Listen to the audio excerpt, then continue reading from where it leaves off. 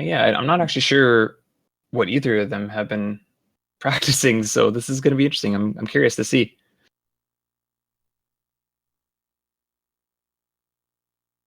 White hat's ready. Nice. The That's suspense good. is killing me. That's the look you expect to see on most Mega Man 1 runners' faces when they see somebody racing. Guts first for Terrex. Ooh, we got dual guts. Double first. guts. Fun. We actually haven't had very many races so far that I've seen at least in the evenings, where we've seen both runners go guts. So yeah, I mean the ones this morning were cut versus guts for both of them. Yeah. I think the majority of the races have been at least one person going cut, so this is going to be interesting. We're not going to see any time loss to potentially, missing the magnet beam to failing a clip or something. So. Ooh. So we got our first death. Ooh. He almost made it all the way too. It's kind of unfortunate for Terrex there. I know back when I did Guts platforms, I remember them being like a little deceptive at first. They are, yeah. Like they drop a little before you expect them to. Yeah, like I think you expect that you have like maybe like it looks like the platform is still up, sort of like you're sort of implying. Like it looks like it's still there and it drops at a different time, but I think you actually fall through it before the sprite actually shows that you will. Because yeah, I've definitely fallen through them thinking to myself, like, what happened? Like, I don't understand. Yeah, clean stage for doicm.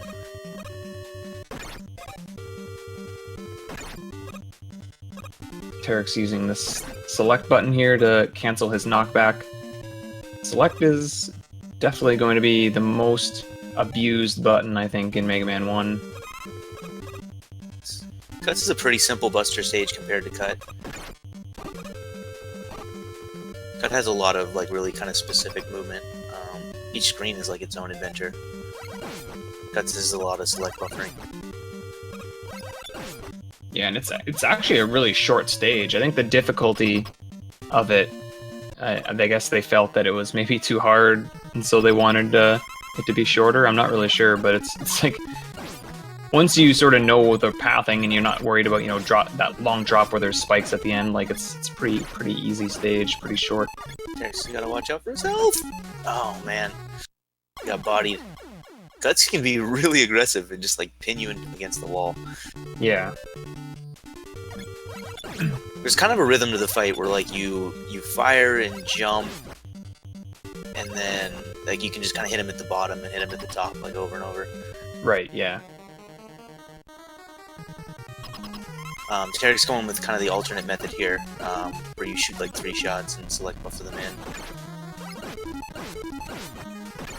Yeah, a little bit slower because the odds of getting like a frame perfect damage and then repause is probably not a thing. I'm guessing throughout the fight. I'm going for the corner jump, took a few tries. The reason why you don't really select buffer buster shots in this game, so like you used to seeing it with like ice or elect or whatever, and it makes a lot of sense to select buffer, but the buster shot actually gets absorbed by the boss. So when you're select buffering, it's not like staying in the boss's hitbox like the other weapons are. So typically for buster fights, you usually would see it done without the select trick.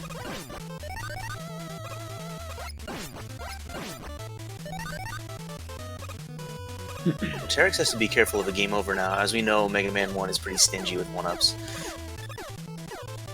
Yeah. Yeah, it's actually a pretty rare thing. It's like, what is it, 1 in 128 or something? Or is it even worse?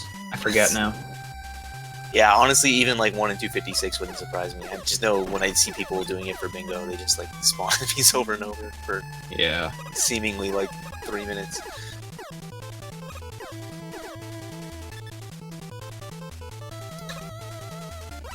Cut's not too scary of a stage. The difference between a good cut and a less good cut is pretty noticeable, and the top tier runners definitely make some ground up on the stage, but it's pretty safe because there's really nowhere that you're gonna die, and like Terrex is gonna be running low on health here, but then there's also a health refill which he probably is gonna want to take advantage of.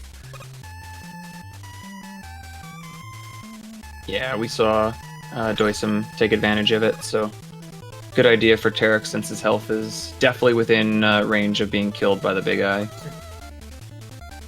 Little dance there with Cutman. Oh, there you go. That's even better. Ooh, nice.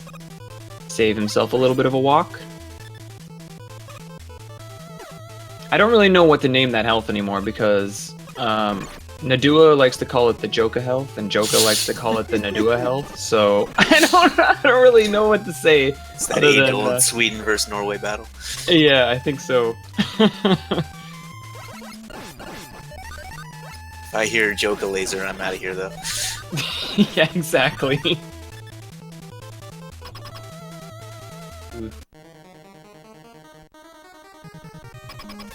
So Terrex, this is a not terrible fight here, but Terrex does have to be a little bit careful. He does get around and get that block thrown into Cut's face, so...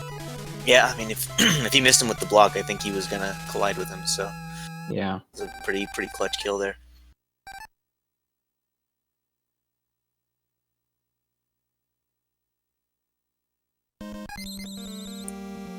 So doicm's going to the right. He actually, you don't have to wait for that other Yoku block to spawn there.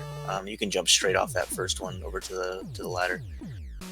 Yeah. Although we did see in a race earlier in the tournament, Papat went for that jump and missed it. Oh, well there you go. 3 full screen lengths all the way back down. So waiting for that block may not be the worst thing if you're not comfortable with that jump. That sounds like elect to me.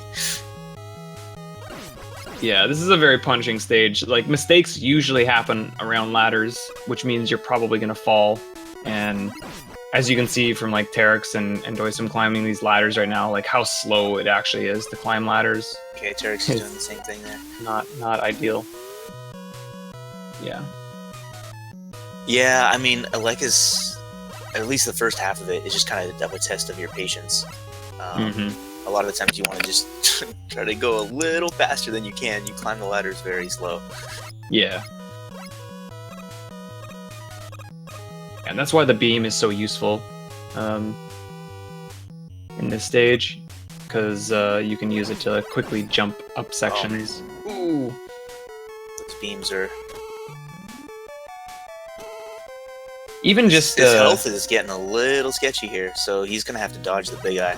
Yeah, he does have a lot of beam yet, so hopefully he'll still be okay for that, but yeah. Yeah. You need, what is it, at least 11 HP to survive a big eye? Yeah, I think he does 10 damage. So, it looks like he's got about 8 or 9? Maybe yeah, 8. He's going to have to beam over him here, but looks like he's got it. Very nice. There he goes. When you're under pressure, that's not as free as it looks if you're not good with the beam control, which... Yeah. Definitely can be something you have to get used to. Yes. I believe doicm is on emulator and Terrex is on an EverDrive.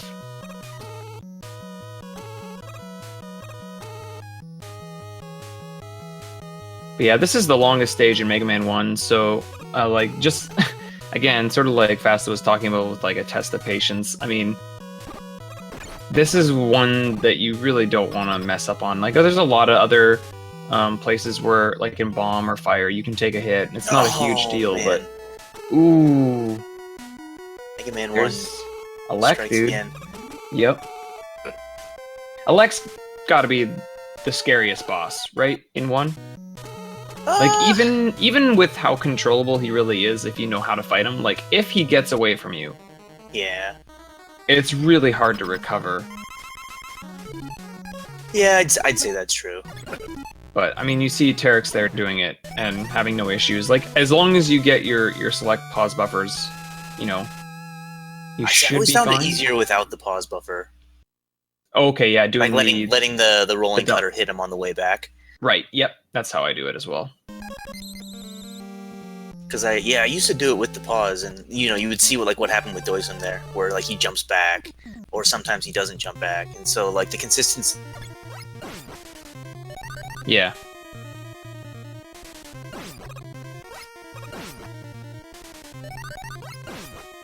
Alright. Terrex is going to beam across. We've seen a couple different things here. We've seen people try to zip across the water. We've seen people walk through the water to try to save beams. to get the wrap. And then we've seen this. Let's see. Let's see how many tries he's gonna give it here. Okay. Okay, that's gonna be tough. So I don't know if he's gonna wait for the Yoku's Lair or if he's gonna try to beam his way up, but he only has 3. You really want to save at least 1 for the platform section, like preferably 2. Yeah, definitely. I usually never want to get to that screen with less than 2 beams, because 2 will at least get you to the ammo in the middle. Yoku's, man. I don't know your Yoku's. Yep. We got dueling Yoku puzzles. So here, probably wait for the block and then maybe beam up. Terrex this side here. Okay, he's gonna save all 3. Again, it's not the worst thing. Yeah. But it does Doicm's cost got a little his bit 2. of time. Looks like he's gonna pick it up. Okay, so he's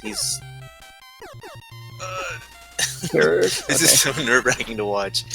Yeah, this is really a screen you don't want to die in, because if you have to go back and redo the Yokus, it's just so slow again. Yeah, they both got across. It's like you think you're fine, and then like you jump into a penguin, and then like your knockback extends, and your beam disappears, and you're dead. Yep. Oh yeah, we got a heck of a race here. Yeah, these guys have been Terrex, pretty gotta close. be careful. Ooh, yeah, low If I were health. to take the game over here. Oh man. He does get to the door. I don't know what it is, but every once in a while I'll see a penguin spawn out of that door, and I don't know if it's because you didn't quite get to the edge of the screen, but I have seen that before, and it always scares me. It's always in my head when I'm low health and ice coming up to the door. It's like, are you gonna spawn? Are you gonna spawn?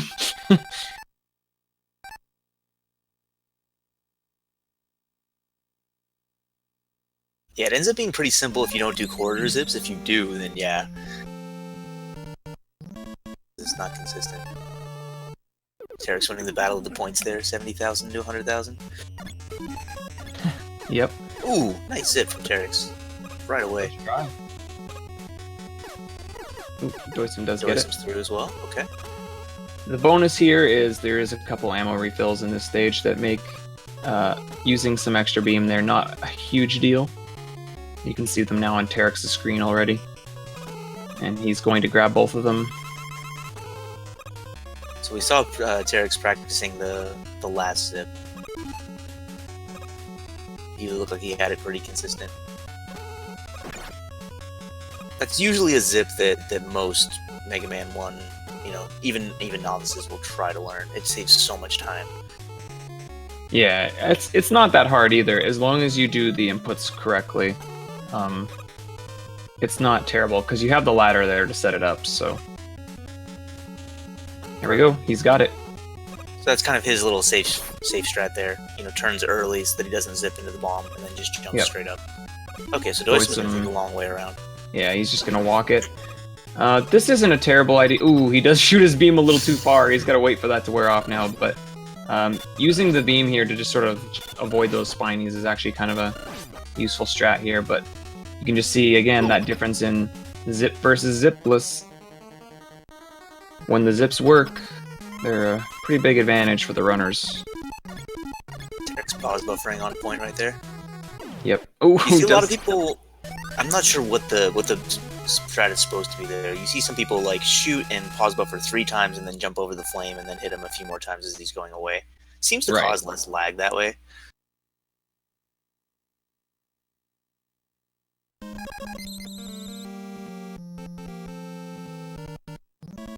You know, there's kind of a rhythm to these like pause buffer shots too, because like if you just kind of mash select, you might not really get any damage in because you have to let like the clock run enough. Yeah, every boss sort of has a different timing too. Like their invincibility frames are not all the same, so it's kind of interesting. Some of them you'll want to actually hit select at a faster rhythm, and other ones it's more of a slow, just press, press, press. It's kind of neat how they're all sort of unique. Yeah. Yeah, I mean, it looks like the fights are a joke, and you know, from a difficulty standpoint, they're not that hard with this electric, but at the same time, there's a lot of time to be saved in those. Like optimizing it requires like good timing. Mm-hmm.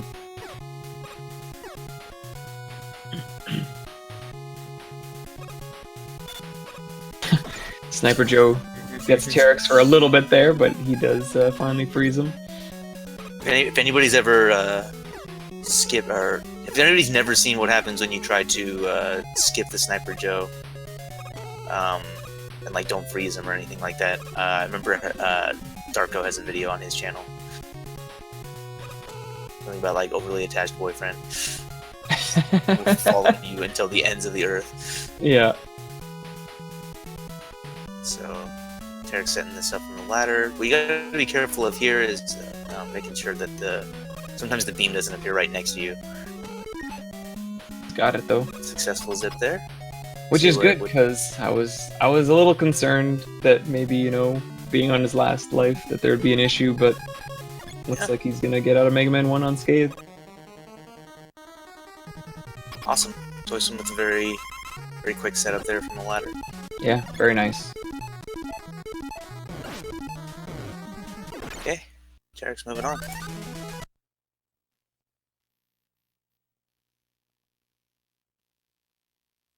So Terrex being on EverDrive had that little loading time. There'd been talk of a kind of a gentleman's agreement with doicm being on emulator, of just waiting a little while to kind of match the load time here. So that's what you might be seeing over here.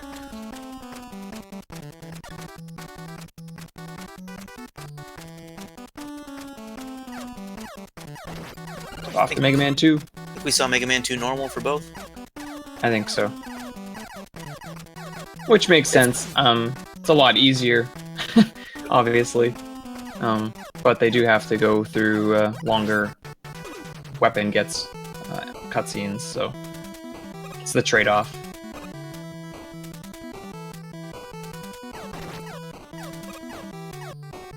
There's not really a whole lot to say about Flashman stage, other than the entire stage is basically ice physics. So they have to be a little bit careful. If they when they take damage there, you see doicm doing it. Just deboosting through that Sniper Joe mech. He wants to jump as soon as possible, because if he doesn't, the ice physics will sort of drag him further back to the right after the knockback. So jumping will sort of reset his movement back to going towards the left. And so anytime that happens, that they have to be really, really on the ball with sort of resetting that knockback as soon as they can by jumping. If you've ever RTA'd 2, then your ledge jumps are probably pretty good in Flash, because you're looking for something to do as you're resetting the stage. Yeah. There's really not much else going on here. Terrex manages to get the fight without a flash.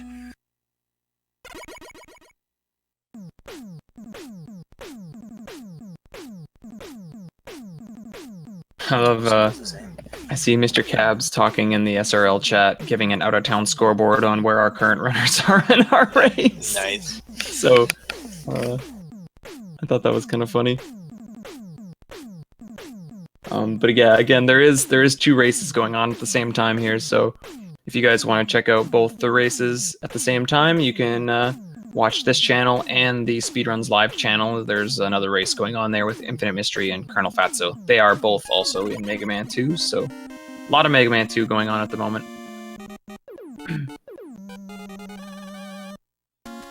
This has been one of the closest races I've seen before. You see just how, doing one strat or not doing one can the difference between the 2 runners when it's been as close as it has. Yeah. Terrex doing the fire zip opened up a little bit of a lead there. So both going air second. Yeah, this is I don't think this is a bad option, really. No, it's pretty standard for this tournament. I think you'll see a lot more air second than heat second. Yeah. Supposedly the difference is about 9 seconds or so. Oh, I thought he was going to de-boost it off there. It scared me. Yeah, I think it depends a little bit on execution, but I'd say that's probably accurate there. Yeah, about 9. And obviously, this route is a lot safer. There's Heat second, you got a couple scary tricks you have to worry about. One is using item 1 to go across the platform section there. The other is the Yoku blocks, which are not to be underestimated. Because the spawn time for the Yoku blocks are a little sporadic. Basically, the rhythm, unlike pretty much every other set of Yoku blocks in this series, the rhythm of them is driven by you. As fast as you move forward, that's how fast they spawn. So it's not like the other ones where you can just kind of time when you think they're gonna jump. You have to put a little bit more practice into the Heatman Yoku blocks. Yeah, for sure.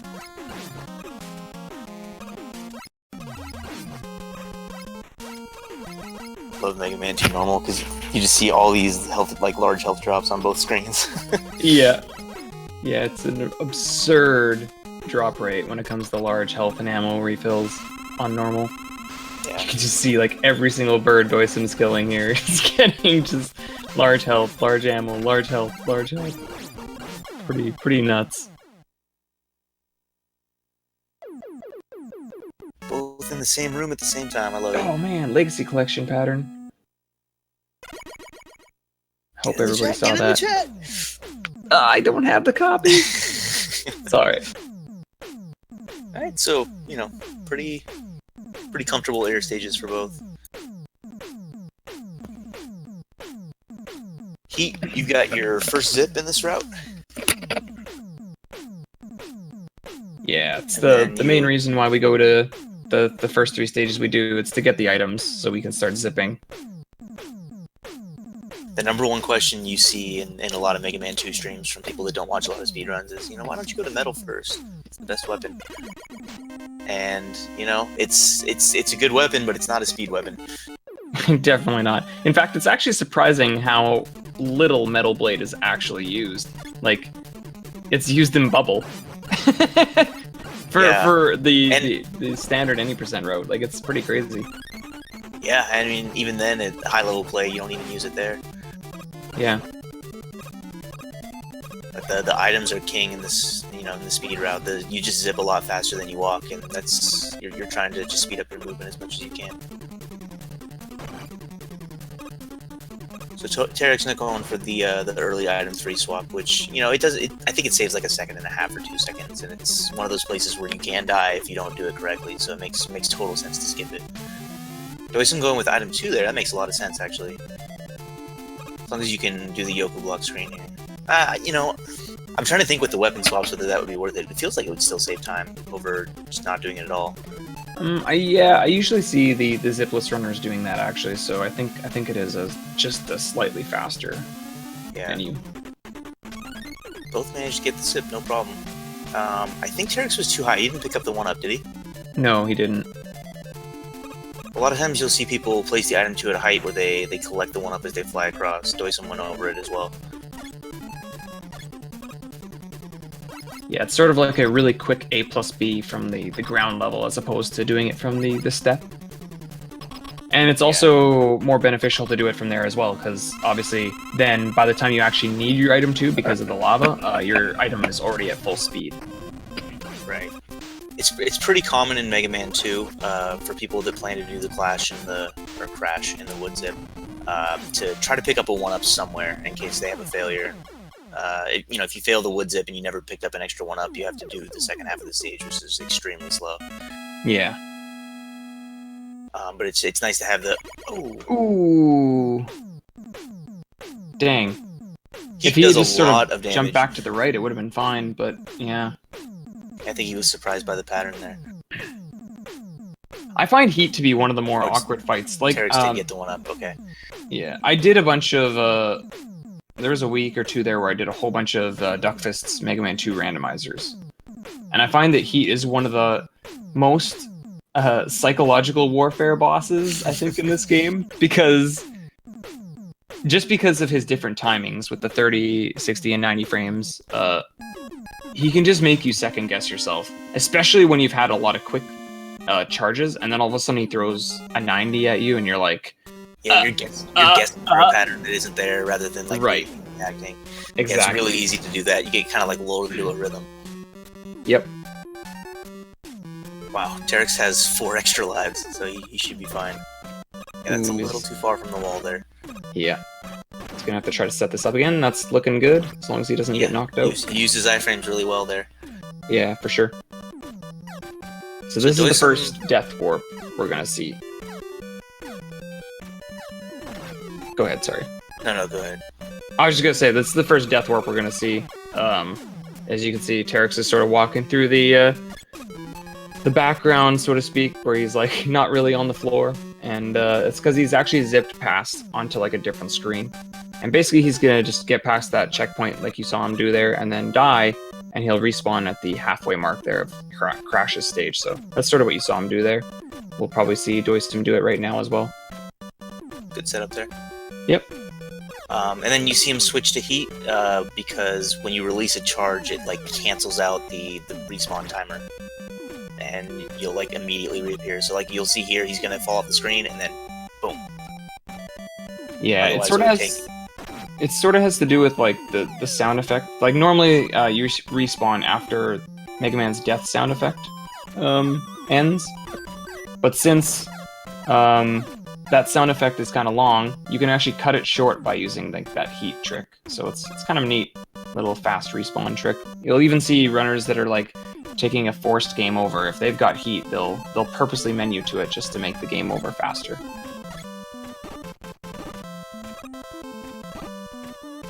Oof. Those birds, man. Yeah, these birds are something. We'll see if no lucky jump from Crash this time.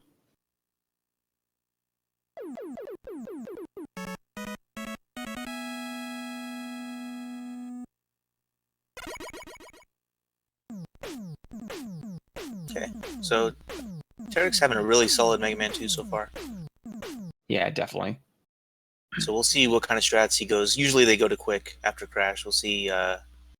You know, I know he does the first zip and does the stage in the dark. I think he does not do the second zip. Nice quick kill for doicm there. Ooh, yeah, getting the lucky jump and the double hit. Yeah, so if he jumps straight up, you can hit him twice with the air shooter. The trick is to kind of delay. Like if you want to hang in the air and almost shoot like just as you're starting to go on your way down, and you don't want to jump like straight from the left wall. It's one of those things that like once you figure out how to do it, it's super easy. But at first you could be wondering like why you're not getting it. We got a password. What? doicm accidentally clicking on password Oh. in his weapon get. Is Terex frozen for you? He is, yeah. Okay. Crash bomby.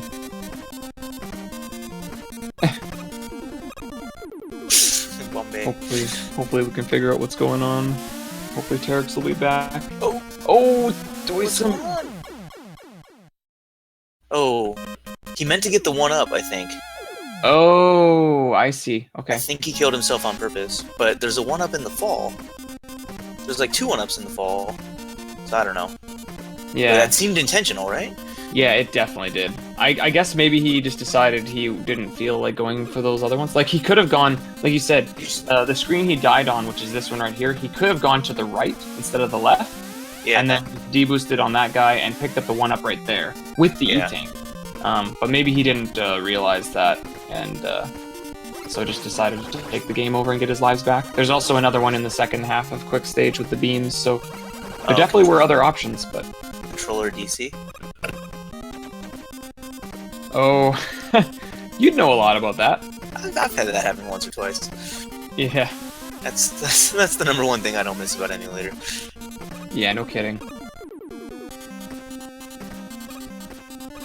So yeah, doicm choosing not to do the first zip, which, you know, that's completely understandable. Yeah, and if he's not doing that one, he's definitely not doing the second one, because there's a risk of a soft lock in the second zip of Quick. So he's switching to Buster here instead of Crash Bombs. I guess just to quickly take out these mech Sniper Joes. Switch Crash Bombs after? Probably. Okay. Definitely a better idea, as long as you're not too worried about your health. You know, he had full health, to just switch to Crash and deboost through him. But if you're concerned about coming into this fight with 2 low health, then that's another option you have. Yeah. But in normal, sometimes you just get a pattern like that where he just jumps in the corner and stands there. So Terrex is also DC'd from IRC, so he might have had a pretty heavy internet dip. Hopefully he'll be able to get back into both the race channel and the his stream back online. All about that too. Their group looks like 0-0 all the way down. Yeah.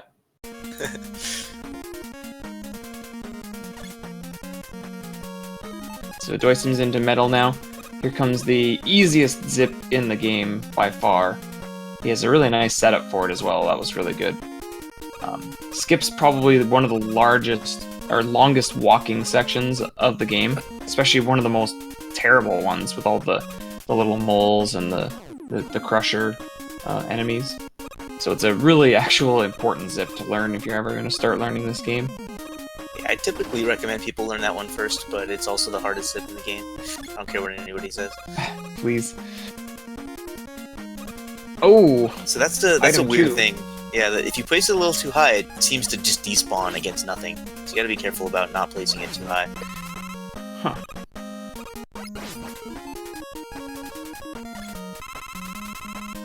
Going back to item 2 to finish off the room.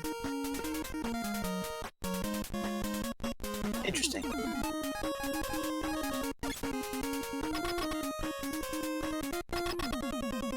So metal, the fight with metal is pretty easy and straightforward. Metal doesn't really do much as long as you don't press B.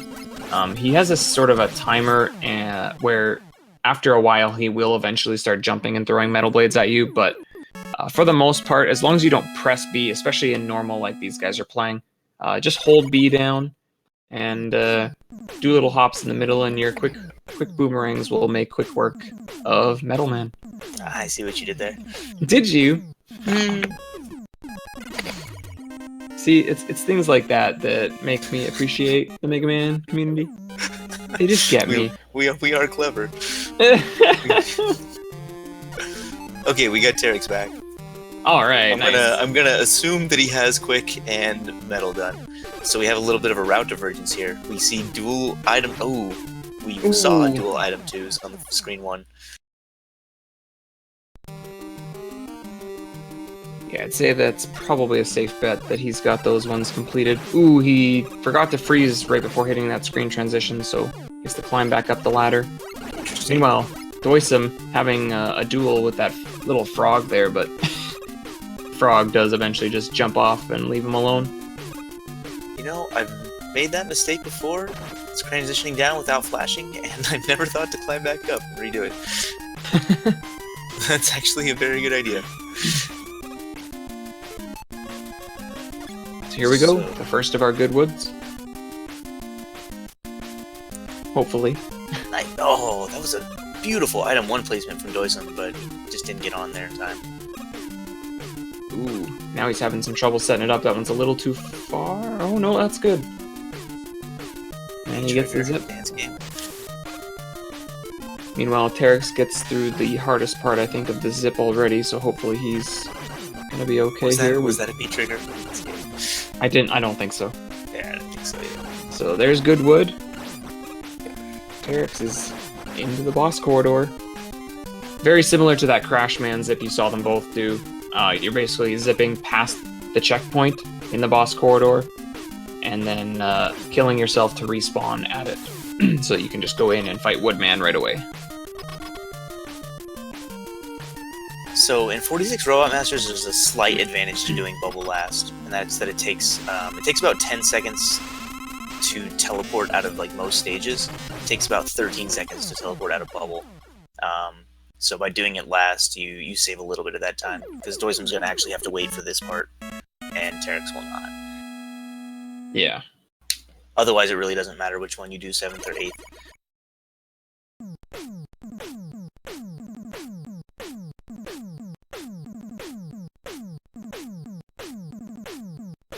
I hope this means Terrex is doing item 2 zip. Ooh, maybe. Probably not, but maybe. I don't see any other reason to do that first screen the way he did. So Terex is now back in the race IRC channel. He said he got a blue screen, so his whole computer must have died on him there. So good to see that he's back though, and that he kept going.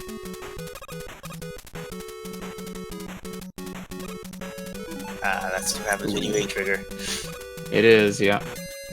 Definitely B trigger gives you a bigger window to hit it, but it is kind of scary to B trigger this one because if you B trigger just a little bit early, you'll zip lower and you'll hit the spikes, so it's kind of a scary thing to do. Oh!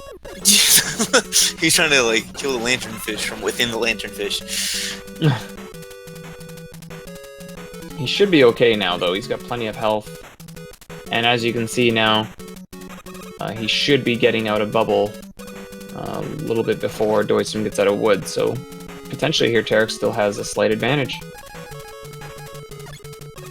Which is always interesting to see, because I know when I start to have connection issues, and I know you talk about it too, it's like, it's really hard to think about anything else. Like, you're trying to speedrun and race and go as fast as you can, but... Nice. Very nice save by doicm. Oh, that was close. So if doicm had fallen there, he would have had to take another death that would not have got him past the checkpoint, so he would have either had to try to redo it if he had the extra lives for it, or he would have had to just play Woodman stage, so pretty lucky he was able to save it there. Magnet first. Terex is into Mega Man 3. What a route. What a route indeed. Okay. We have a very close race here.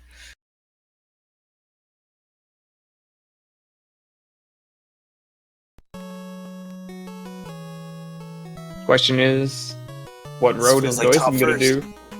Oh, it's Magnet! It's Magnet! Oh my goodness. Alright, this is awesome. I thought like Primal we were gonna see old school top. Yeah, that's what I was wondering. So a couple Magnet first routes. This is cool because obviously, for those that may not know, my partner here in commentary is sort of the main innovator of a lot of the strats you're gonna see throughout these two runners in this race, probably, I would guess. Unless they tone down some of the stuff. Man, how lucky have we been? We've had dual guts first, we've had dual air second, and we've had dual magnet first. So they've been like stage for stage. It's like they just wanted to give us, you know, a break from confusing commentary. Someone's winning, we're not really sure who. Yeah, that's actually out. usually the problem, like in 3 specifically, because there are so many different routes for 3, and definitely you want to, like, you know, you want to, like, just do what you're going to be most comfortable with. So, ooh, Terex gets knocked off that block. Unlucky there. But you want to go with the route you're good. Backwards? I didn't catch it. He did, yeah, he did. Yeah. So, like, there are runners that are still doing Gemini route just because they're more comfortable with Gemini route, even though it might be, you know, a little slower or a little less safe. That's just what they want to do, so obviously, if that's what you can execute, that's the better option. Yeah, I mean, really, the 3 main routes, and, you know, you can even throw Needle in there. You know, the routes are close enough that really the right route for you is the one you can execute the cleanest. Yeah, for sure. Especially in, you know, something like this, where we're not racing Mega Man 3, we're racing 46 robots, and it's a 2-hour race. So yeah, exactly. Whatever you feel like you can do to prevent yourself from having unnecessary deaths. Now, if you had rushed yet for that section, you might not have died there. Yeah, but like, deaths are usually the biggest thing you want to try to counter, obviously, because especially in, like, 3 and 4, and I guess in 5, too, like, a lot of deaths are going to cost you, you know, like, at least, you know, 20 to 30 seconds, so trying to just, even if you lose a couple seconds to a strat that's just safer, sometimes that's a better option. Man, so we had a lead swap with that death there for Terex, but we're still really close. We're probably within 10-15 seconds right now. Yeah, this has bounced around a little bit. Early on, it bounced back and forth between them, but I think Terex had that lead pretty much since the fire zip, I think, right? Yeah, it had been since Mega Man 1 for sure. So, showing you again, like, all it takes is just some really small mistakes, like just one death, and just a really quickly change. Oh, we got bees. Only a couple bees. That's not too terrible. Yeah, so he's going for the despawn strats here. It's a little Ooh, nice, Terex. Oh, not as nice. Oh, oh no. Those bees just do not let you go. They don't. When you slide back to despawn them, you can have all of them off the screen, but they still persist a little bit outside your field of vision. Like, not by a lot, but you gotta slide it back a little bit further than you think you need to actually despawn them. Yeah. Yeah, that's something that definitely caught me. When I first learned this game, that was my strat, was to despawn them as well. And it's like, you think you're good if you just get them off screen, but yeah, like Fasta's saying, you kind of have to like almost go like an extra like tile or maybe even a tile and a half further over to get rid of them. Apparently I stole my old coil over the dozer strat from doicm. Yo, nice. I hadn't seen anybody else do that before. I think somebody else actually in the tournament has done that. I forget who it was, but somebody did do it. I remember seeing I think it was a new magnet runner. Yeah, probably. I think doicm's coil there might predate me. It's a slow strat. I wouldn't recommend anybody do it, but you know, you don't have to deal with the dozer at least. Yeah, and I mean dozers are pretty terrible. So they're both probably gonna collect the health here. So Terex did say he did learn a damageless here. fight for Proto, so hopefully he can get that. Okay, he took damage from the bullets twice. The bullets only do 2 damage.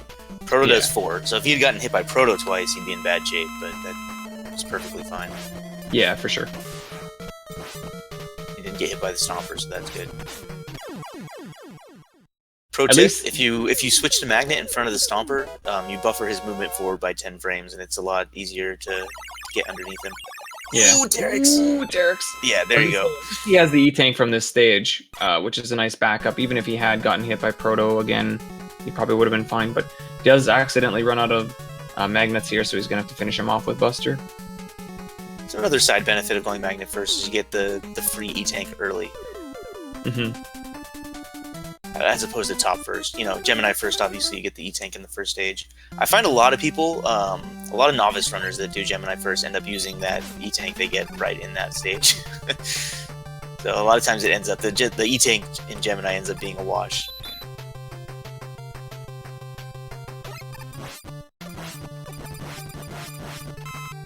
But yeah, we're like 3-4 screens apart here, very close race. Yeah, so the one nice thing about going to look at that dozer. Magnet. That's why if he could have coiled over that one, he would have. Yeah, the dozers in their hitboxes, man. But it's nice to be able to do this stage after Magnet, because now that we have Magnet Missile, these cats die a lot faster. Ooh, does still get yarn balled, though, unfortunately. Takes some practice to figure out how exactly to use Magnet Missile. It's a great weapon, but it is not at all intuitive as to like how the magnets track. Like you saw that one just completely miss the cat. Yeah. And so it takes some work to figure out like where exactly you want to shoot them. But once you get it figured out, it's just such a beautiful weapon. You just fire and forget. Yeah, it definitely there is sort of like a learning curve to actually aiming them.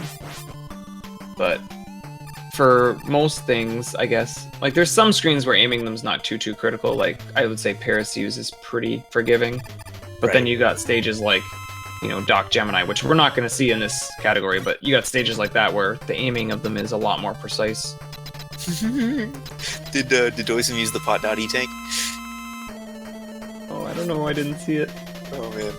He says in chat that he used his E-Tank just in case, but I know it's very common when you're learning this route, when you try to switch from Buster to Knuckle, if you watch Terex do it right here, you would think you could just go right to go from Buster to Hard Knuckle, which Terex did. Which Terex did too!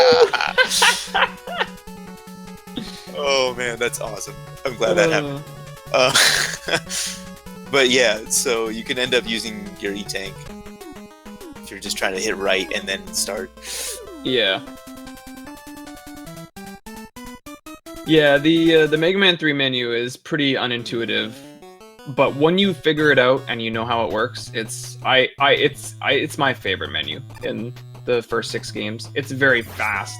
Yeah, and it opens really quickly. It closes quickly. You can buffer your menu input. So like, you have a 1-button input, like you can hold down while the start menu loads, and like when it loads, it'll automatically go down. Stuff like that. Yeah, it just feels really quick to use it once you get used to where everything is. But when you're just looking at it, especially as you're filling the menu up, it makes no sense. Yeah, like, what for sure. left and right do. I really always recommend people go up and down and like treat it as a vertical list that's split in two. Yeah, just sort of like the Mega Man 2 menu.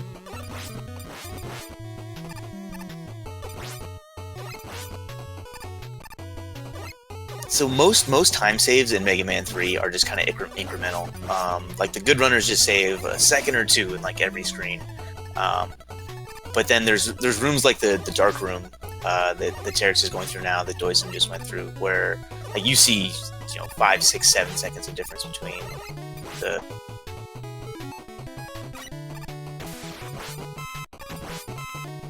Oh, doicm taking a death in the parachutes. I think he caught a refill there. This is really, really close again, as Terex is falling into the same room as him now. Yep. Taking out these shoes. So like doicm he's not sliding now, which is probably pretty smart. Terex is not either. They're shooting the magnets from like right on top of the parachutes. I always recommend shooting them from a little further back. It gives you a little bit of time to see where the drop is coming from, and then you can adjust your jump to jump through it. Oh man. You gonna see anybody lose their top spin? Doicm's through. Nice. Both. Very nice. They both did that correctly. So you wanna, you do the first hit, you jump into him. For the second hit, you wanna turn and make sure you turn and face him before you attack him again. Because if you are in his hitbox and you just try to attack him while going out, you'll get dragged back into his hitbox and just drain your top spin. Alright, we got Gemini. Here we go. Chances we get double Deathless Gemini here. What are the chances we get double Proto?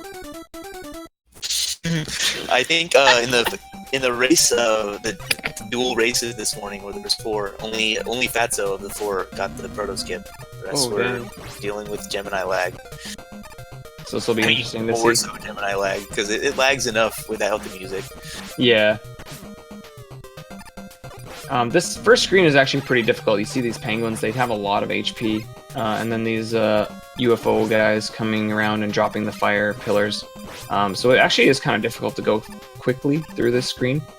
You can actually make it a little bit easier using Magnet, but both these runners are just going to bust her, it looks like. And they're literally go on a little side by side here. We got one, we got 2. Nice. Alright, that's awesome.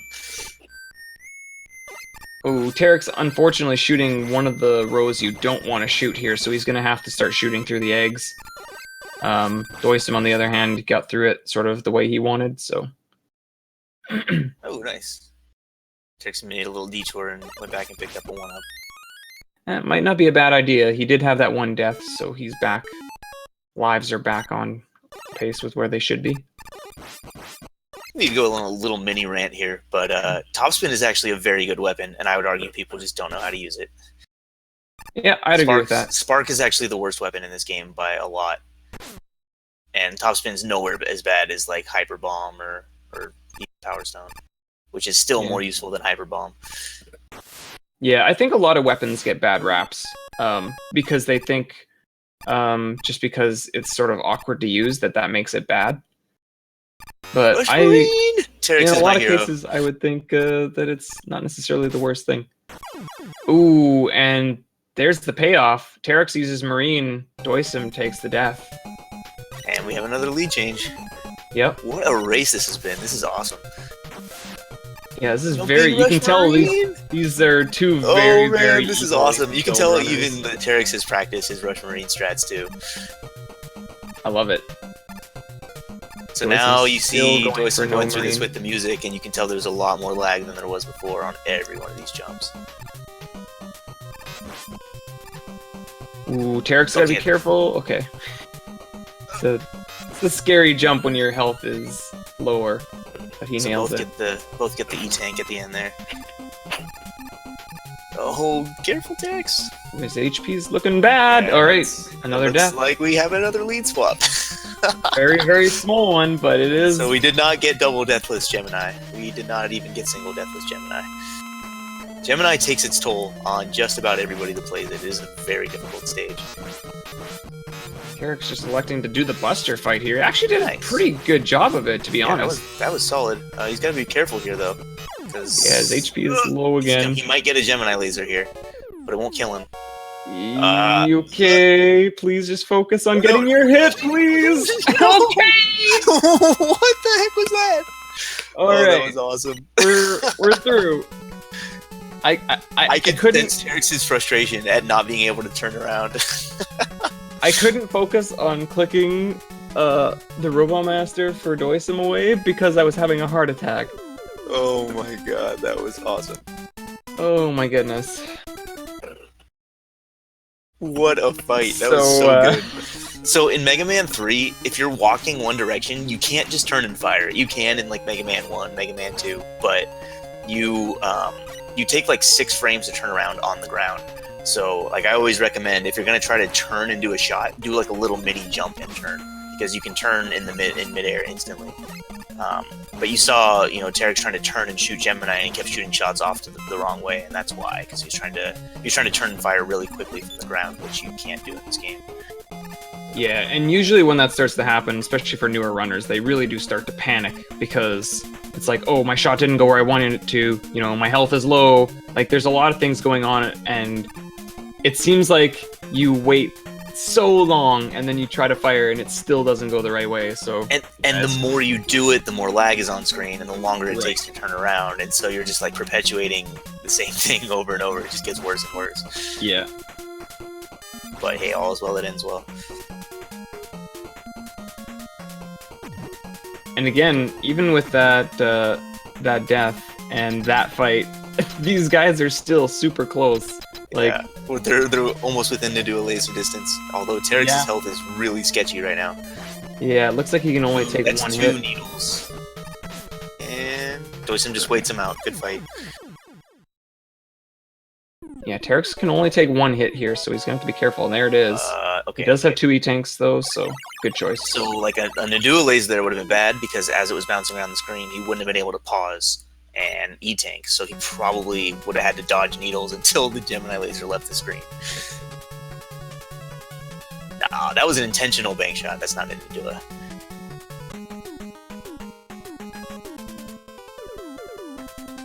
So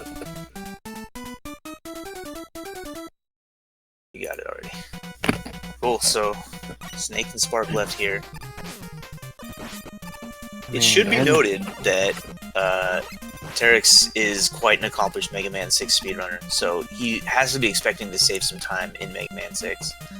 Yeah, for sure.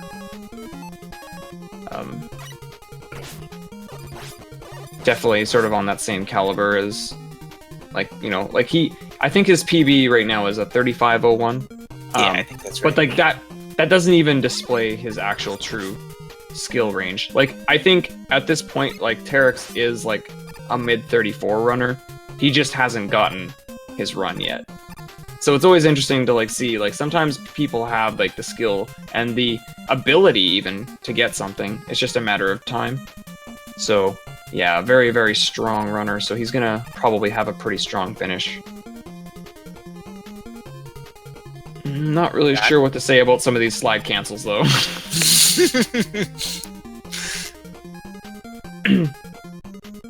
Yeah, I'm impressed with both of these runs so far. Just like very, very solid play. Like good knowledge from both about each game they've played so far. You can tell they both have strats. Mm-hmm. Ooh, Derek's firing Jet a little bit early. Just to redo it. doicm's actually pretty low on Jet here. I don't think he's got enough to get through the entire room, so he's gonna have to be very... He does if he's really good at these jumps. Yeah, he's good to be close. I think he's good. Okay, yeah, he's gonna make it. That was pretty close, though. Okay. He stood on it for a little bit there. Yeah, He came out with plenty to spare. But yeah, he gets through. That's a huge reason why we jump on Rush Jet, as well as taking Mega Man Sprite off the top of the screen. Jumping on him to conserve ammunition is a really big deal. Solid fight for doicm there.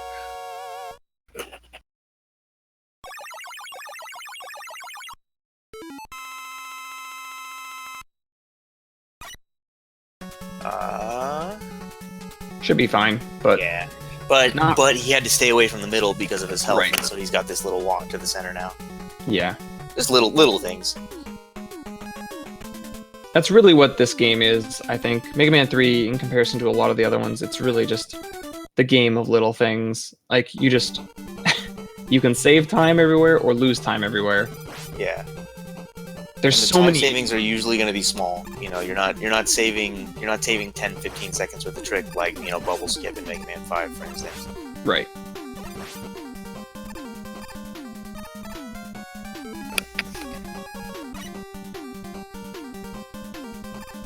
Okay, so doicm's got the early magnet swap, but he doesn't kill the Hammer Joe.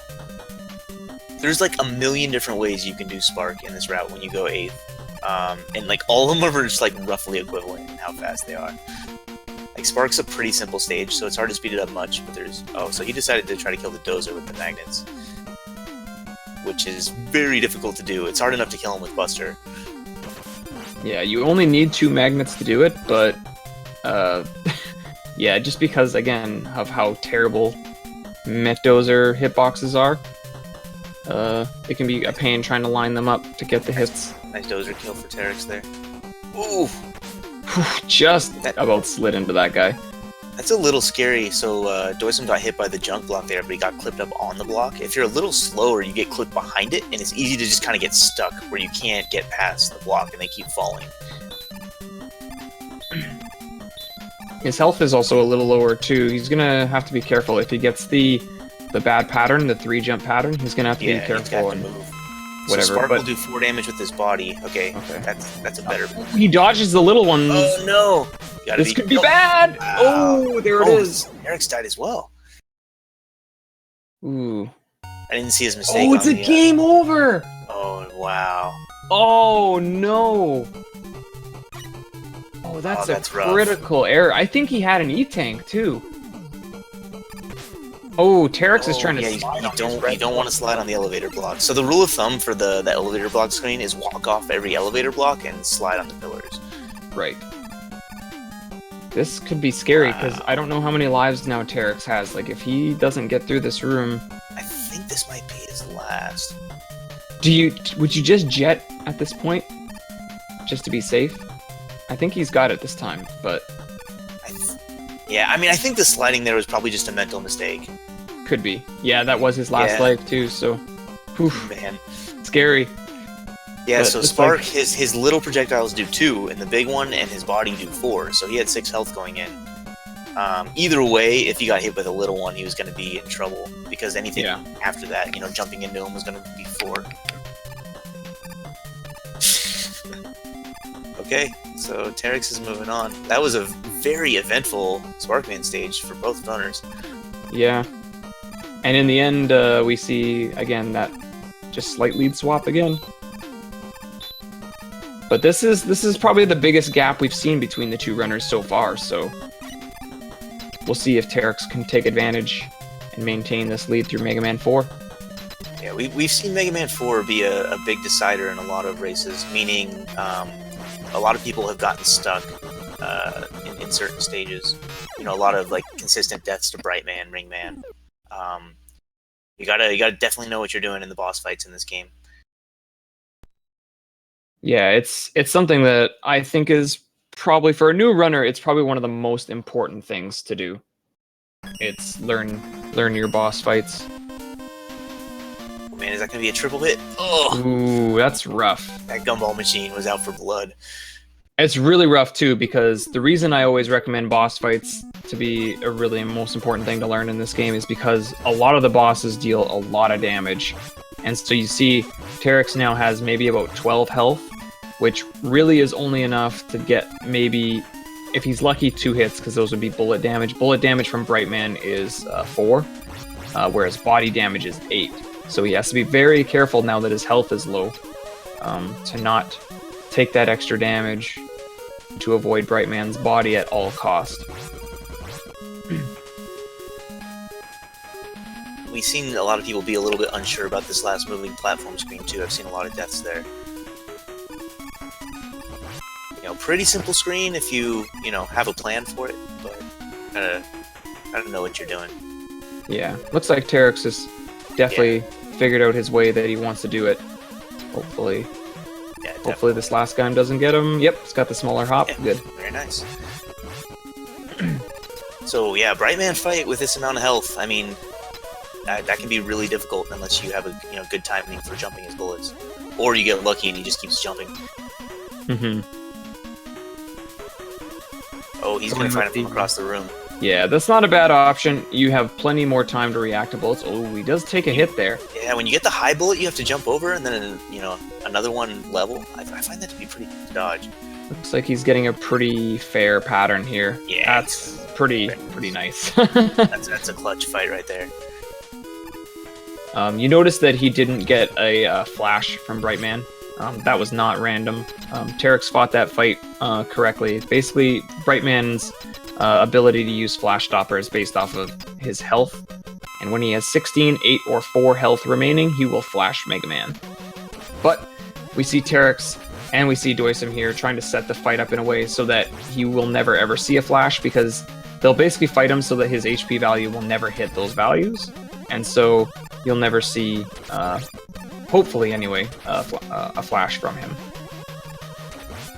We didn't really talk about the route. Both runners deciding to go with Bright first, which I think is a really good choice for a race. Yep.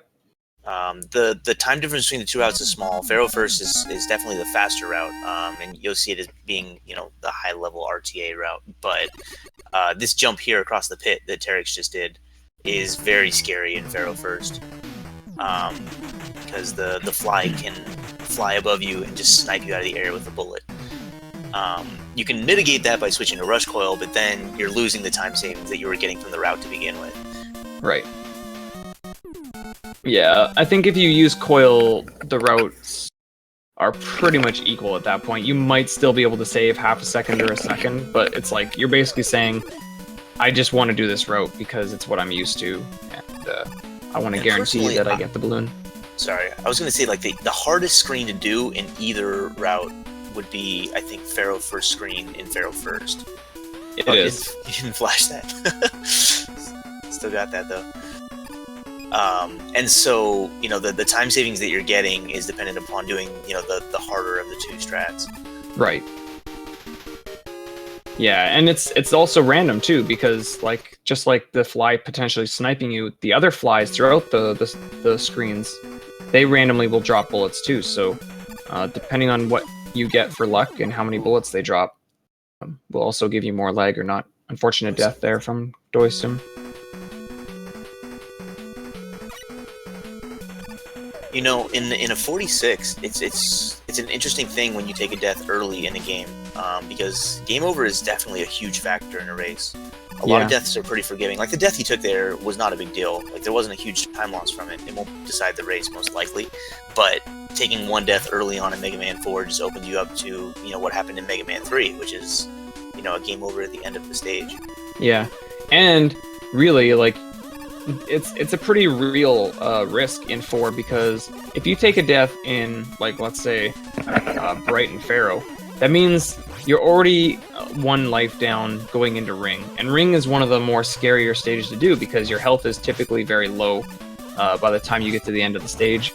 So having a mistake there and taking another death there can be even more of a psychological concern, because now all you're thinking about is, I'm on my last life. I'm on my last life. I'm on my last life. Don't die. And then what do you do? And then you're in stages like Dive Man that are filled with spikes and places where you can't jump out of your slide, and you're just opening yourself out for, like, just a little mistake.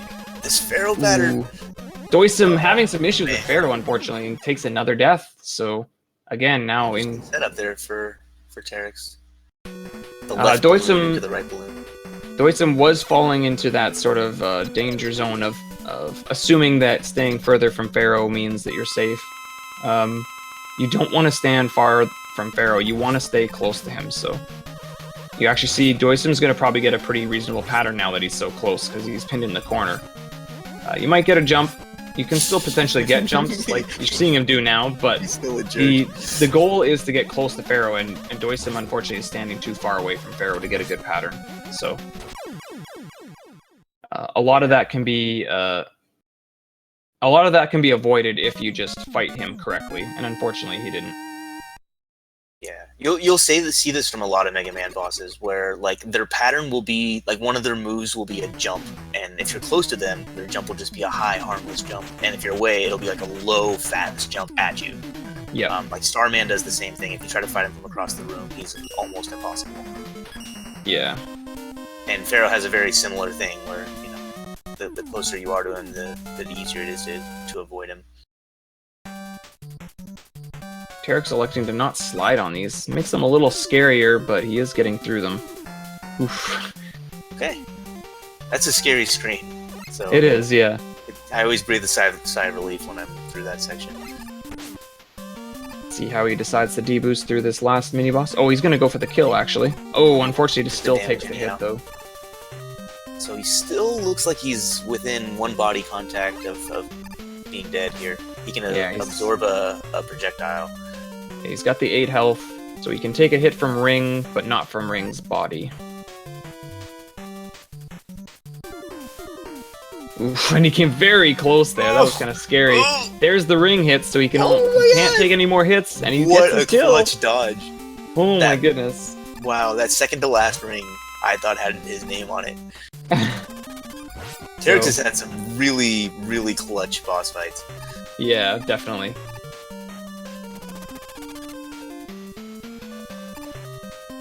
Meanwhile, we didn't really talk about it, but Doicm did go through and used Balloon there in that first half of Ring stage. Balloon is pretty nice. It's kind of like the item 1 from Mega Man 2.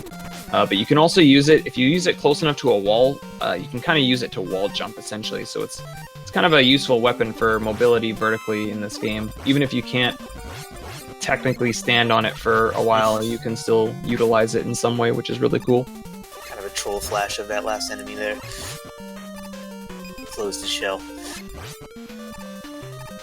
Okay.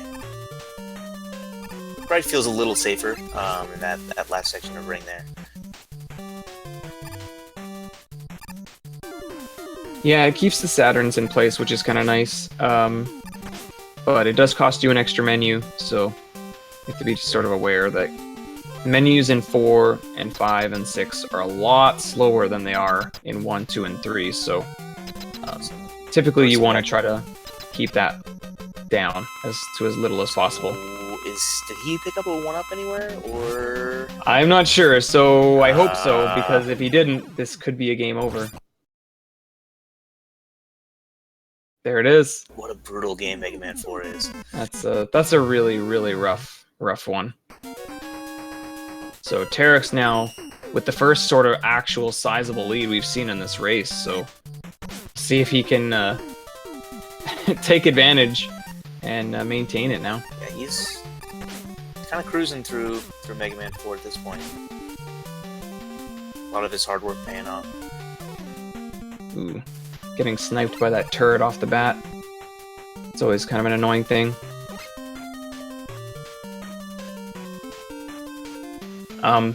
Yeah, unfortunately Doicm getting some of these balloons into the wall here. You need that balloon to spawn because you need to deboost through that turret, so... Doicm has the same setup as Terrex for that one. He's having a lot of issues. He's just going to take a death here. And he might be better off to just use Flash Stopper, I think, at this point. Terrex kills Dustman with his very last ring. And very low health, so... Oh, man. Pretty scary. Mega Man 4 stages are just a war of attrition. You get to the end and you just hope you have the resources left to finish. And like 2 health and no ammo. Every stage is hard, man.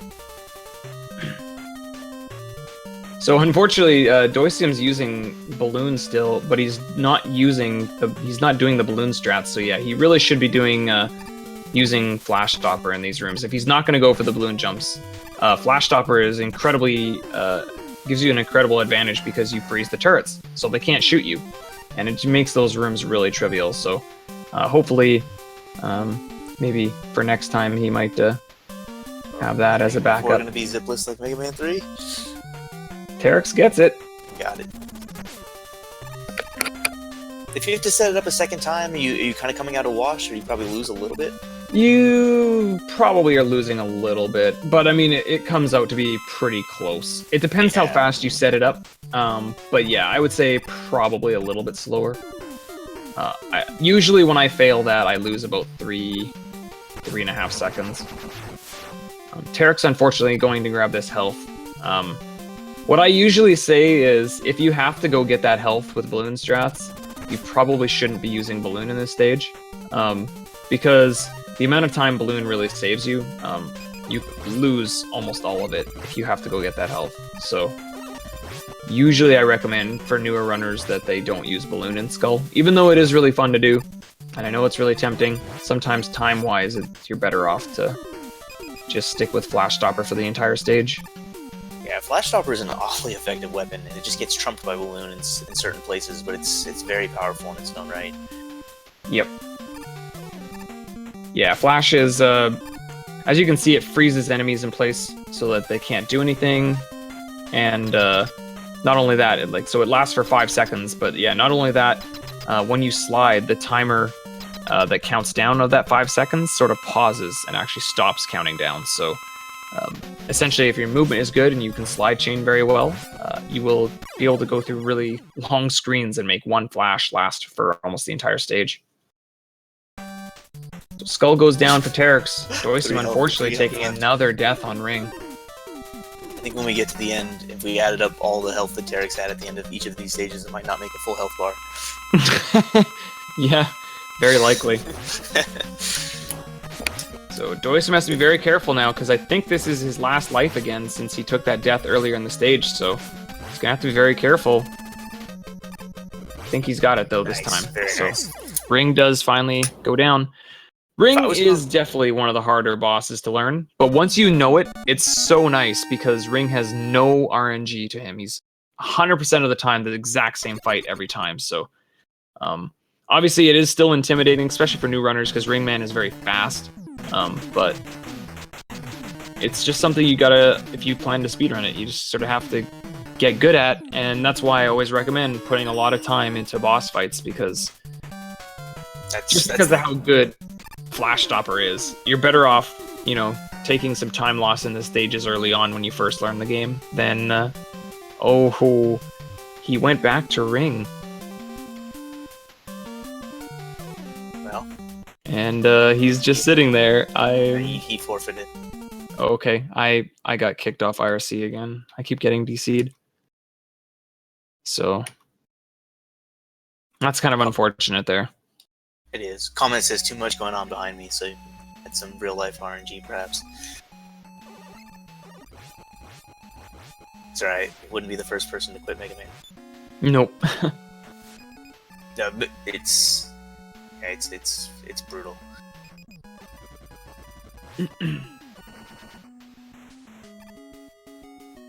So Terrex does still have to complete his run though. It's not about just winning the race, it's also about completing the run, you know, trying to get your best time, because the way runners are going to be based into the bracket after this first phase of the pool play is going to be based off of their times, and I think it's even based off their accumulated times from all 3 runs. So the runners do want to do as best they can, even if their opponent forfeits. They can't be, you know, lollygagging around. They have to still play like it's a serious race, because they're essentially playing against the other 19 people who they're potentially going to be making it into the bracket play. There's another really, really low HP end to another boss fight.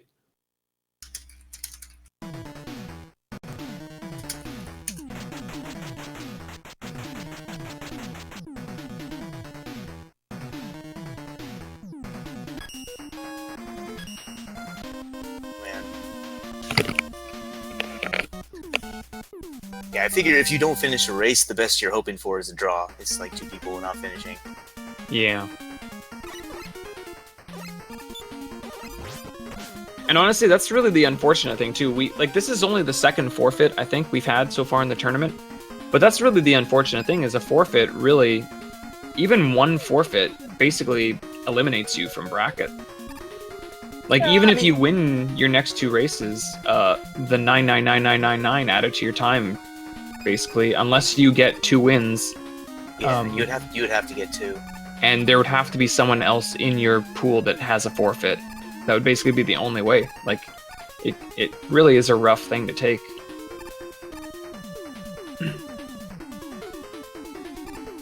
Well, I mean, I think there's a scenario where, like, the winner could be 3-0. You could be 2 wins and 1 forfeit, and then like a 1 and 2 and an 0 and 3. I suppose.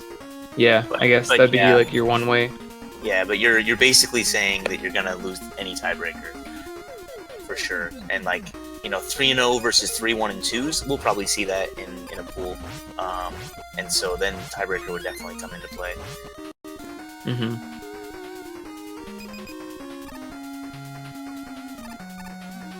Yeah, it'll be interesting how the brackets get seeded, because average time, I mean, it's hard to really have 3 very good runs of 46 Robot Master. Terrex is gonna have to have Terrex a very clutch again with very low health. Tough damageless fight. Looks like he's got 6, which means he can only take 1 hit from a drill projectile. He cannot again get hit by the body, so this is gonna be kind of a scary fight. Yeah, so there was a seeding coming into the tournament to set the pools, and then there's going to be reseeded going into the brackets based on, I think, record and time. You almost... okay, he gets hit by the drill. Oh, he might be okay here. He should be able to get 2 hits here. 2 hits is all he needs. Oh, it tinks. Alright, that's still not too terrible, as long as he gets this last hit here, and he does. So, again, another boss fight with very, very low HP. I almost would honestly say that Terrex might be actually kind of glad he got some dives, because Dive Man is definitely a lot easier when he gives you a lot of dives, so... Or Drill Man. I think I said Dive Man, didn't I? I mean, both would be correct. Yeah. So, another really scary end to a boss fight. Sorry, I click over to try to remove Robot Master sometimes. It just says the site. No, it's alright. Since there's only 1 left now, it's easy. I'm not, but it's not going to be a lot. Toadman is going to be the one boss that Terrex will finally not be able to get past. Yeah, Terrex wants to always say about how Toadman is the hardest boss, because I think he died to him once. And ever since, apparently now, he says that Toadman's the hardest. So this is going to be a pretty critical fight, I think, for Terrex's pride. Ooh, Terrex actually doing something very risky there. He did get a drop, but it was a 1-up drop. If that rat had given him like a small ammo drop, Terrex probably would have died. It's very, very risky to kill that rat up close. It is faster to do because you get a little bit less lag.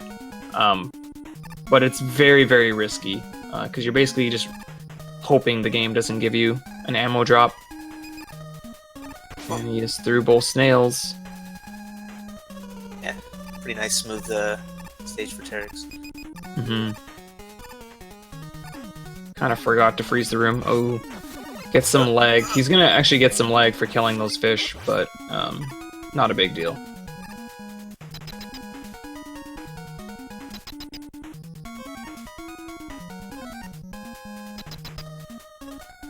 Oh man, Heart Attack Mega Man 4 just from start to finish.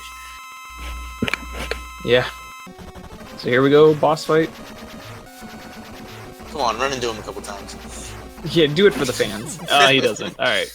So Toad is down, Mega Man 4 is down. So we're off to Mega Man 5. 2 games to go.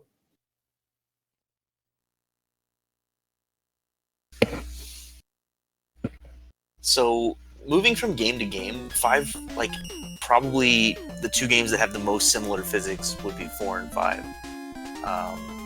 1 and 2 are pretty similar as well, but going from 4 to 5 is not as challenging as going from like 3 to 4 or 2 to 3, because the slide length is the same. You know, most like how your jump arc is pretty much the same. But then, of course, you start in Starman stage where you have anti-gravity, so Yeah. it's like it's an adjustment out of the bat no matter what you do. Yeah, I always like to think to myself, okay, just imagine that you're in water, but it's not even that simple. Like, I feel like the gravity it's still not quite the same. Especially if you're a Mega Man 6 runner, because the water physics there are pretty heavy compared to, you know, what you get here. Yeah, you don't get as much floating in your release of A in 6. So. Right. Yeah, I think Mega Man gained some weight between 5 and 6.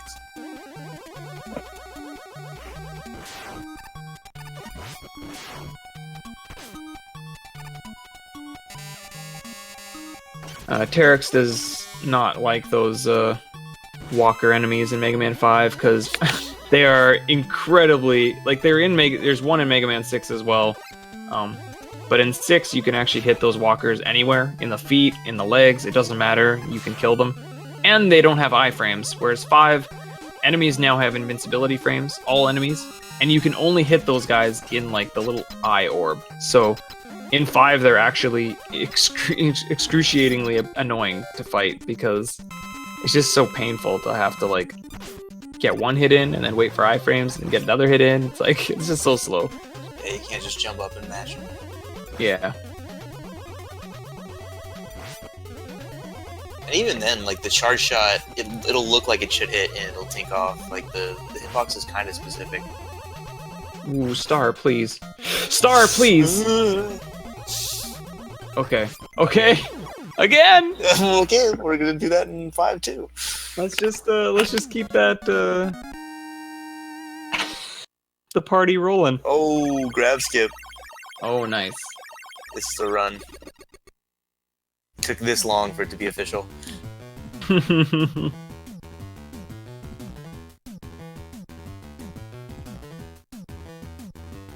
So we go to Star first because we want to get Super Arrow.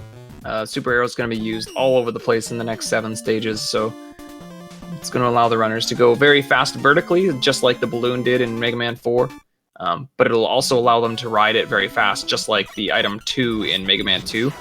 So it'll allow them to go horizontally quickly as well. So Super Arrow has a lot of really, really good usage in this run.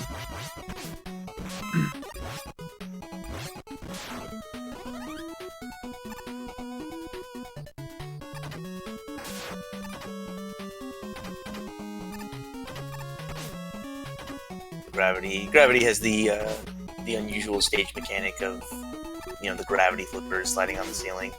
One notable thing about it is, like, when you're sliding on the ceiling, in Mega Man 4 through 6, you if you're holding down and push A, you're not gonna jump out of your slide like you would in Mega Man 3. Ooh. He's right after the checkpoint though, so this won't be too bad. But when you're sliding on the ceiling, if you like mistime your slide and try to slide chain too early, you'll actually jump. Which is really easy to do in like that one screen because it's pretty laggy. So if you're trying to do just like normal slide chaining, you're probably going to do some like early inputs. Mm-hmm. Like yourself jumping up into the items, to the enemies that are just above you. Oh, you missed the letter. Oh man, it's not the run anymore. So the Mega Man 5 like Robot Master run is pretty drastically different from the normal any %.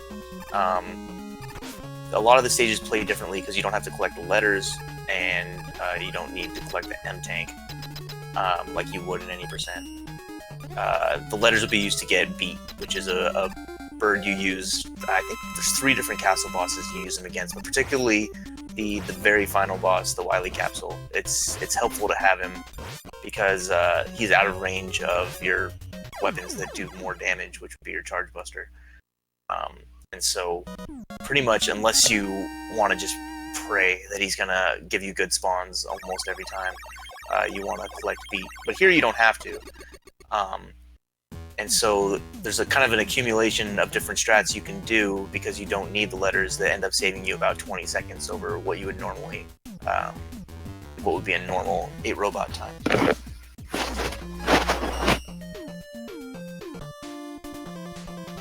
We're off to Fastest favorite stage. Oh my goodness. The only stage worse than this one in 46 Robos is a Lek.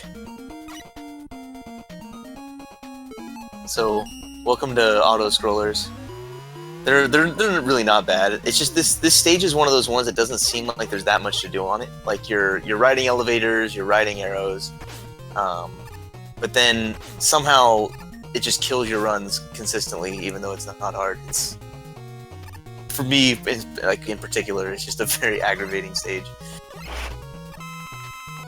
Yeah, there's not really a whole lot going on in this stage. That's the problem.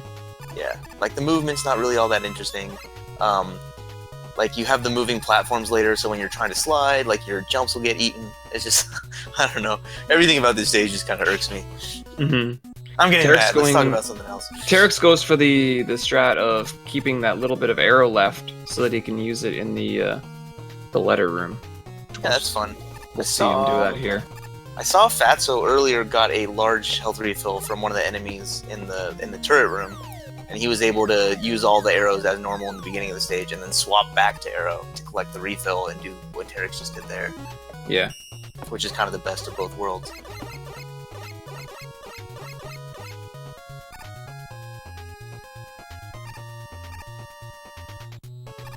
It's the first auto-scrollers we've seen so far in this category. We won't see too many more, just one more, really. Well, 2 more technically, but it's the same stage. And that's when we get, not until we get to Wave.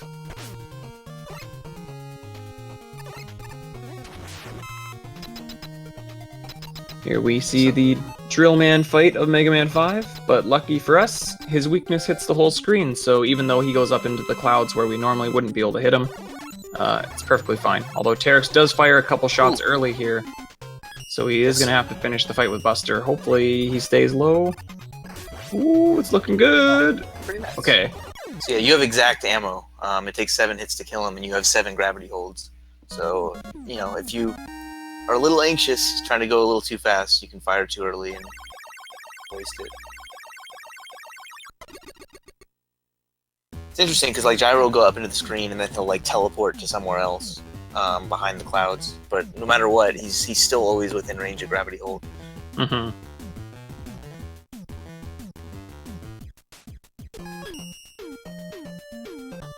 So Crystal is a really difficult stage normally. Is it? But, yeah. It is, yeah. But there's a skip here that's been known about for a while. But right before the tournament started, Baron Haynes found a setup here that makes this skip consistent. Ooh, that's too high. Wow. Yep. That's unfortunate. He's gonna either have to try it again or play the stage. He hasn't taken a death, right? So he should have a life to do got this. One more, yeah. He has enough arrow to do it. What's he doing here? Is he trying to farm for energy? I think maybe, yeah. But he has 3 arrows. He definitely has enough, but I guess maybe he wants to make sure. I mean, if you stand on the arrows too long. He actually did have another death, so he must have got a drop somewhere, because he had actually died, remember, in Gravity. Oh, that's right. So he must have got a 1-up somewhere. Okay, so he's looking But he just got another one there, too, so... Yeah. And Mega Man 5 will reward you with a 1-up before too long. Also a nice little extra... Ooh, that's too high again. Too. Ooh, okay. So he's out now, so now he has to decide... Man. Farm, game over, or finish the stage. I've been in this situation before and chose to farm. Oh, I didn't get that kind of luck. No. I almost decided to highlight it because I think I farmed for like 3 minutes and didn't get a drop. That's good? That's good. That's good. Okay. I was worried it was a little low, but no, that's good. All right. You don't play Crystal Man stage.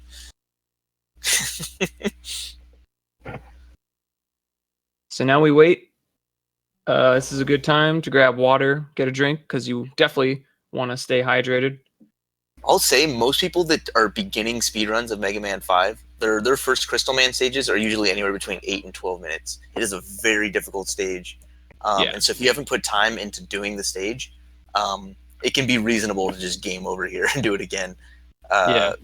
Because there's a couple screens in particular that if you don't know how to do the arrows are very difficult to get through. Yeah, that crystal dropper room is notorious, I think, for knocking people into the pits. So this is just a really weird memory glitch, essentially.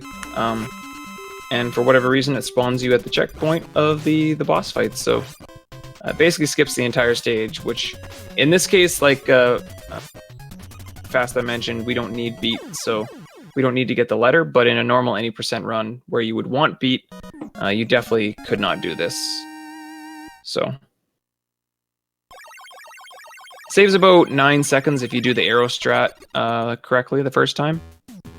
So it's a pretty decent time save. And you don't even really have to do anything. You just get the setup and enjoy. You'd have to ask Baron how he found it. I know he's a big fan of trying just A plus B setups, or this one in particular. It's 3 arrows from the ground, so it's probably one of the first things you would try if you're hoping to replicate it. May have just been just a lucky hunch. I don't know how many things he tried before he found that, but we're pretty thankful for it, because I don't know. Crystal's a great speed stage, but it's also a very annoying one. Because you kill like maybe 12 enemies right up in their face, and if any of them give you a drop, you might get an input eaten and then get hit by the next enemy, and that's just like a consistent thing. It's really tough to optimize, but really, really good stage in that like a lot of the things that they require, like there's a lot of skill involved. Terrex with a slightly alternate strat in that cave room, doing the arrow a little bit later. Nice. But still gets through the rooms. And he's gonna go with the gravity strats here. There's a handful of players, and maybe you probably would have some fingers left over on that hand if you counted them, that use Crystal Eye here instead. Yeah. Yeah, I think I've only seen 3 people do it, so... It's pretty outrageous. It's... I think I spent like maybe an hour and a half practicing it and decided that it was not a good use of my time. Mm-hmm. It's the props to the people that can save time with it, because it's not easy.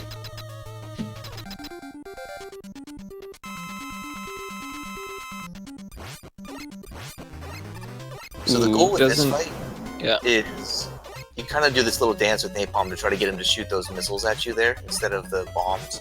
The bombs cause a lot of lag when they explode. But he'll only shoot the bombs when you're probably within like a half a screen's distance from him. But if you stay more than a half screen's distance from him, he'll jump and close the gap. So you got to get close to him, make him jump small, and then get away from him so he shoots the missiles. It's kind of a neat fight when you see it executed. Yeah. Executed at a high level. Yeah, it is kind of interesting though, like you saw there, he did miss that one shot. Crystal Eye will hit the wall and break into 3 pieces. Those small shots actually deal the same amount of damage as the large one, so it's kind of neat. Even if it does bounce off the wall, you can still get a full damage hit if you want to be patient and let those shots bounce around the room. But in a speedrun setting, usually waiting for shots to hit is usually a little bit slower, so we want to usually pause them off screen so we can try to shoot again. DarkTerrex has really good movement in a lot of places. Yeah, considering how much time he's put into the learning of these so far, like it's pretty good. Yeah, I'm impressed. Stone is an impossible stage. Like, you're not likely to die here. They throw there's big health drops everywhere. I think there's like 2 big health drops in an E-tank. So you have a good chance of getting through it, but there's just so much that you have to do that has like tight timing windows. Mm-hmm. It's really tough to do the stage well.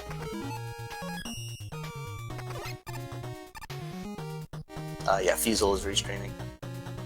Feasel the machine. Restreams 24 hours a day. Ooh, this arrow is too low, actually, yeah. so he's gonna have to finish this. Nice. That jump was cool.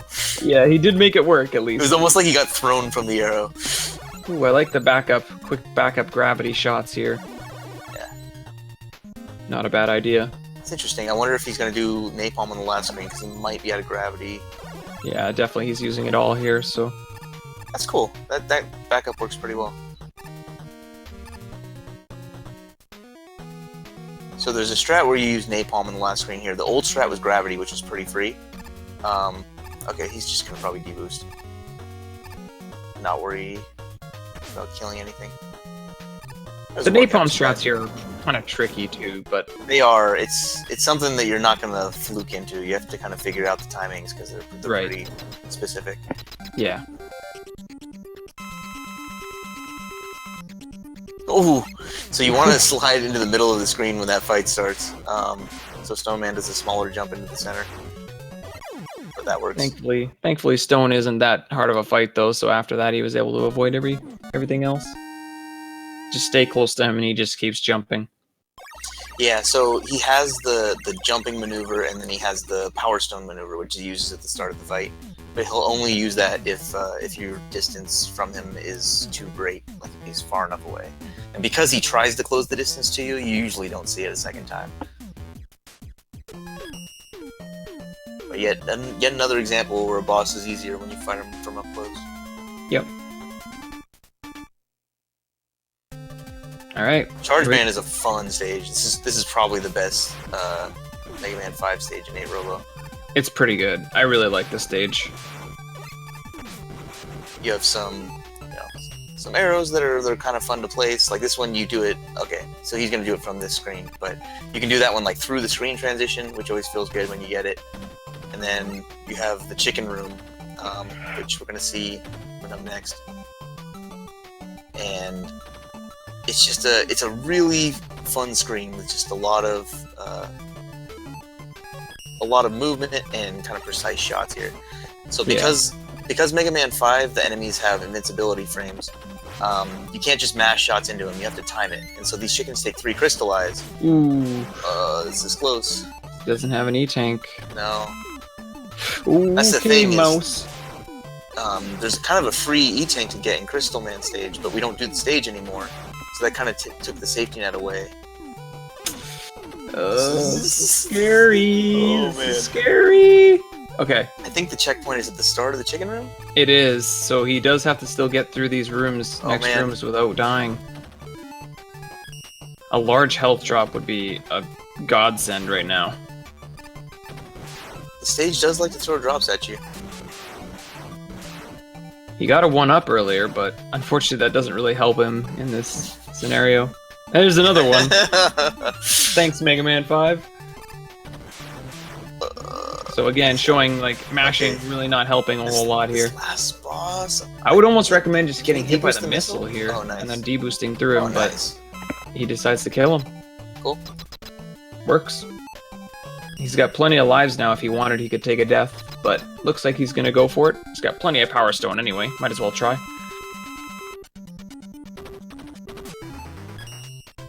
This weapon is notoriously bad. You see him pausing here. That's to take Power Stone off the screen so that he can fire again. Okay. He's got one more hit. Got it. Another really crazy low HP fight. Terex is living on the edge in this run. So we just got Wave Man left in 5, and then Terex gets to more comfortable ground. Yeah, I feel like for him, like runners like him and Papatot, they must just be overjoyed to get through Mega Man 5 and into their main game. And if he gets a good 8 robots, he can just continue it and try to PB. Yeah, exactly. Can't do that with the other ones. Nope. It's the downside.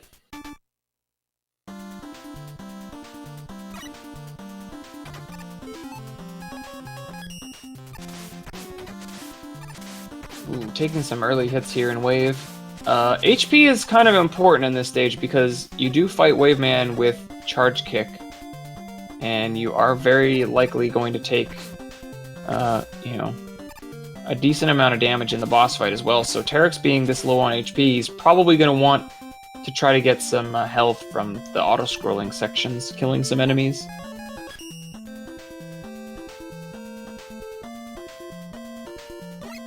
Deciding to ride the bubbles here. This is a good idea, because falling down here is pretty big time loss, so I believe this is about 9 seconds slower than the standard arrow strats, but again, much safer, much easier.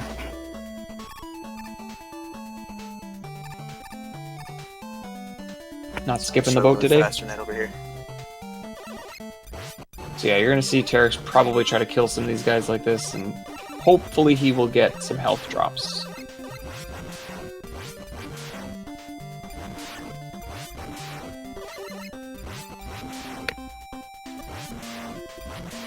This boat section is really no joke.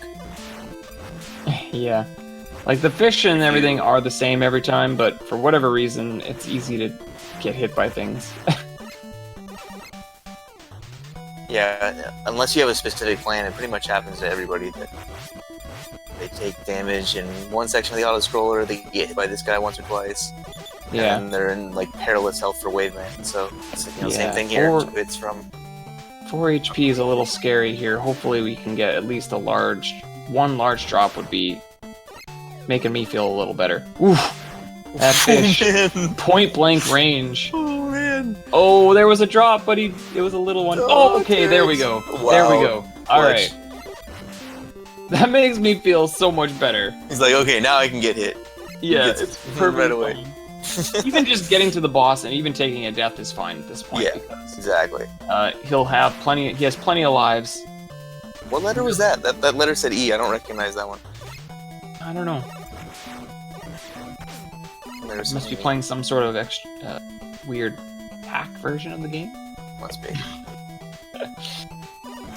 No, but in Rockman 5, it actually does the beat letters do spell Rockman 5, and in Mega Man 5, the letters spell Mega Man V for 5. So Nice. that's why we see the E here instead of. So, fun fact about the water spouts, they will never appear right where you're standing. So if you get hit by the spouts, it's because you moved. If you just stand still when the spouts come up, you can dodge them. Yeah. Dodge by not dodging. Ooh, you wasted a charge kick in the boss quarter there. So there we go. That spout's not gonna hit you. There we go. Yeah, A lot of HP, pretty hard to screw it up this time. And Mega Man 5 is down.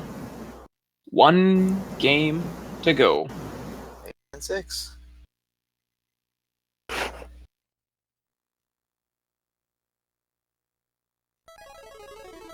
So yeah, get ready to see some slide cancels at their finest. Oh, we got a knight first. Oh baby! So Oh man. this is not a standard route, but Terrex looked into this route for quite a while. I think it was his first speed route of this game, right? I think so. Yeah, I think he did Knight first when he first started speedrunning Mega Man 6. Yeah, and he actually almost PB'd with this route recently, so it's kind of funny. He really likes the Nice super slide. he really likes the fight with Nightman with Buster. You'll see it more when we get there because it'll probably be a long fight. But he has a shield and the Yamato spear pierces through it, but the Buster does not. So you have to wait for him to put the shield down, either like when he jumps in the air or if you can get behind him, I think. And even then, when he jumps in the air, the shield's still there. You have to like shoot him in the foot. It's like kind of awkward. Yeah. But Yeah, you know, you if you kind of have ran to like Knight make. first for a while, you could get really good at the fight. Yeah, for sure. Like you kind of have to like make Knight land on the Buster shot. Actually, it's kind of weird, but it's kind of neat. It's a neat approach.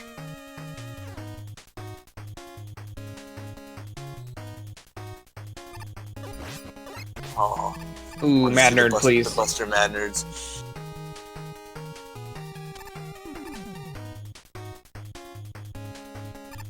But here we get into this bouncy castle room. So we'll see how Terrex's night fight goes. Ooh.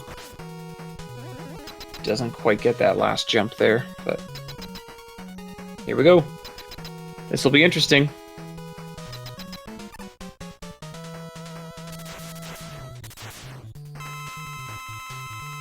So that's a good pattern. Good start, yeah. Ooh, just shooting a little bit early. Nice. But yeah, you see like how easy Knight actually is if he continues to throw his Knight ball at you. And he's getting an incredibly good pattern here, Knight being quite the gentleman. Knight will not turn around to face Mega Man while he's in midair, so you can see Terrex jumping to the other side to have free hits as well. But yeah, that was a really reasonable pattern. Only like 2 or 3 jumps. But you could see, you know, the couple times that he jumped towards him and he wasn't able to get behind, those shots to the foot are pretty tough. Yeah.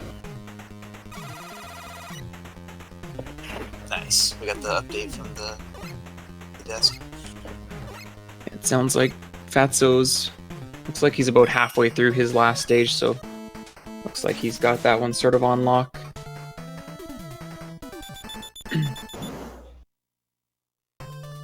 Imagine Centaur second. Ooh, the goes jump. into the Miracle Jump pit, unfortunately. Gets Metroid Boost, though, the second time through, and gets Miracle Jump, so here we go. Second time, easy every time. Terrex has been trying something new here. Switching to Knight a little bit earlier allows him to kill that Pelican a little bit easier without having to jump up to kill him, so he gets more slide time. It's kind of an interesting little strat here. Ooh! Wonder who originated that, because that's the strat I used, but I'm sure I picked it up from somewhere. I don't know. Terrex just started doing that recently, so...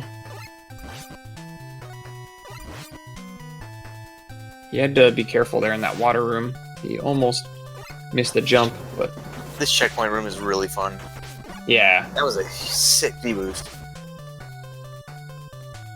Yeah, I went right down onto the spikes. Yeah. D-boosting here. He gets the frame perfect D-boost on that Roland type enemy. Very nice.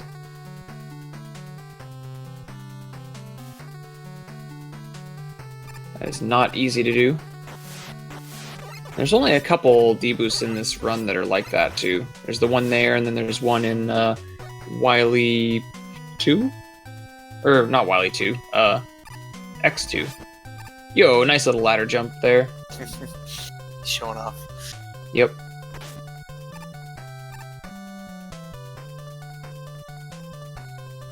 I thought the same thing. I'm glad Pokemon class or something. I'm glad that Keiza's caught that. What a Roland type strong against. There's only one Roland in this game. All the rest are Roland type enemies. So Centaur can teleport like that. If you get flashed, it's because you're bad. Yeah, pretty much. The teleports cost about 2 seconds, and unfortunately Terrex gets the worst pattern, which is 3 teleports. Yeah, if you get flashed, it's basically because you were not getting your hits in on time. The most common way is if you turn and shoot a shot too early that goes past him. Right, And yeah. he'll appear and just flash you, tell you were bad. Yep, or if you fire too late.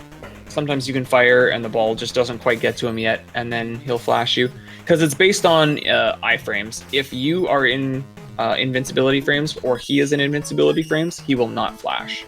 So basically, as long as you hit him soon enough, you'll never ever see a flash. Yeah, I like my explanation better. I'm sorry, I wasn't listening. No, Shoney's mean. Not always. Don't let his nice guy Canadian persona fool you. So we're actually going to win now. That's actually really hard to do. So he climbed back down the ladder and then still was able to get up and beat the turret. Mm-hmm. That's really easy for that screen to go south when you make that mistake and don't slide off the ladder. Ooh, nice fast fan. Yeah, win stage is typically the standard first stage. Oh, Ooh. clutch jumps. He went for a clutch jump. Unfortunately, he was much too far to the right to get it, so wasn't able to actually cancel his slide in time. Worth a go though. I mean that death is really quick. Yeah, deaths in 6 are very fast. especially if you die in a pit. There's some that, like that one there, maybe only costs them about 6 seconds. But yeah, this is typically usually the first stage that you see runners do. The odd time you'll see a flame first. I think Primal's still doing that. But most people will run wind first here, and it's a pretty solid route choice because it allows you to have flame's weakness, which makes the flame fight a lot faster typically, and that allows you to get flame's weapon pretty early on, quickly, and flame's weapon is pretty much the strongest weapon. It's the weapon you're going to use for the majority of the run. DarkTerrex just happens to not like wind stage at all, and so Yeah. he looks for reasons to do other routes because they're more fun.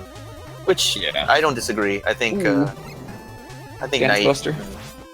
I think Night and Flame are more fun stages to start with than Wind. Yeah, I mean, I would agree with that. Flame stage is my favorite stage in this game, for sure. It's a really fun stage, and you're gonna see it here right away. The real question is, will we see Flame Perfect? Flame Perfect is a myth. That's gonna be proven wrong one day, you know? Yeah. Yeah, the stage is really fun, and so a lot of people have sort of dubbed Flame stage, if we ever get a perfect Flame Man stage, that it would be called Flame Perfect, but everybody always says that it's a myth because I don't know if anybody's ever had a perfect stage. I think Potdot has had some pretty close to perfect stages, but you just need so much unfortunately- RNG to go your way as well. Like Yeah, you the get boss that fight as bullet, well. Like there's nothing DarkTerrex did wrong, and that's not Flame Perfect anymore. Alright, here we go.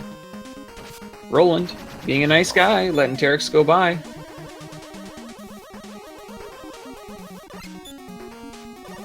Using the Roland type enemies here as platforms. Yep.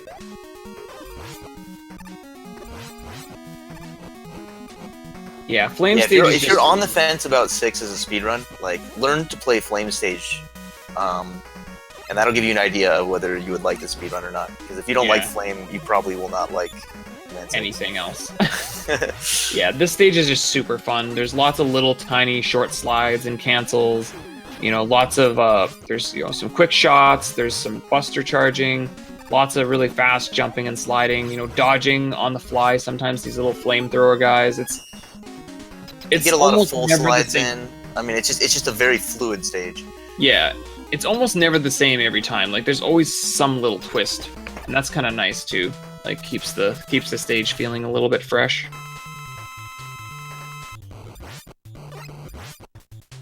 Actually, that's a good question about the oil slick fires. I don't know. Do those cause lag? They do, but it's typically just a really tiny lag spike, and then it goes away. So you're more concerned about them potentially eating a jump than actually slowing you down most of the time.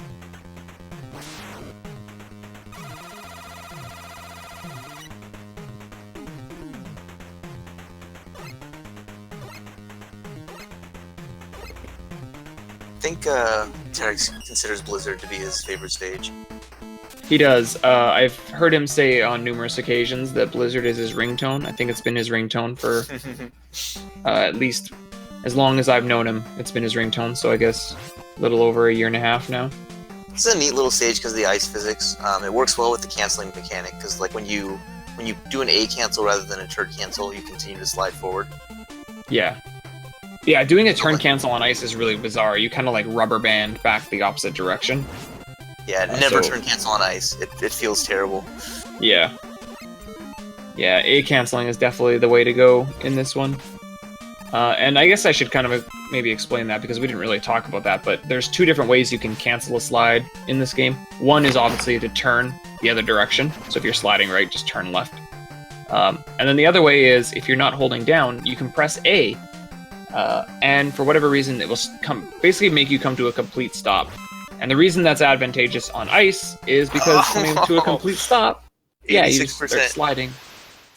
Oh, it's a game over too. Margarine Pit strikes again. When I go back to 6, I don't want anybody talking to me about butter. Mm. So Well, that I mean, pit good there, luck. it's just a kind of a subpixel thing.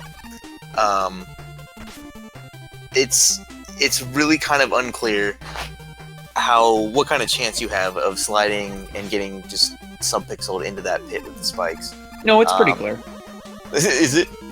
No, it's pretty clear. Okay. It's a solid 90% chance that you won't. It's 86% is what PodDot says. I know. Which is completely pulled out of random from nowhere.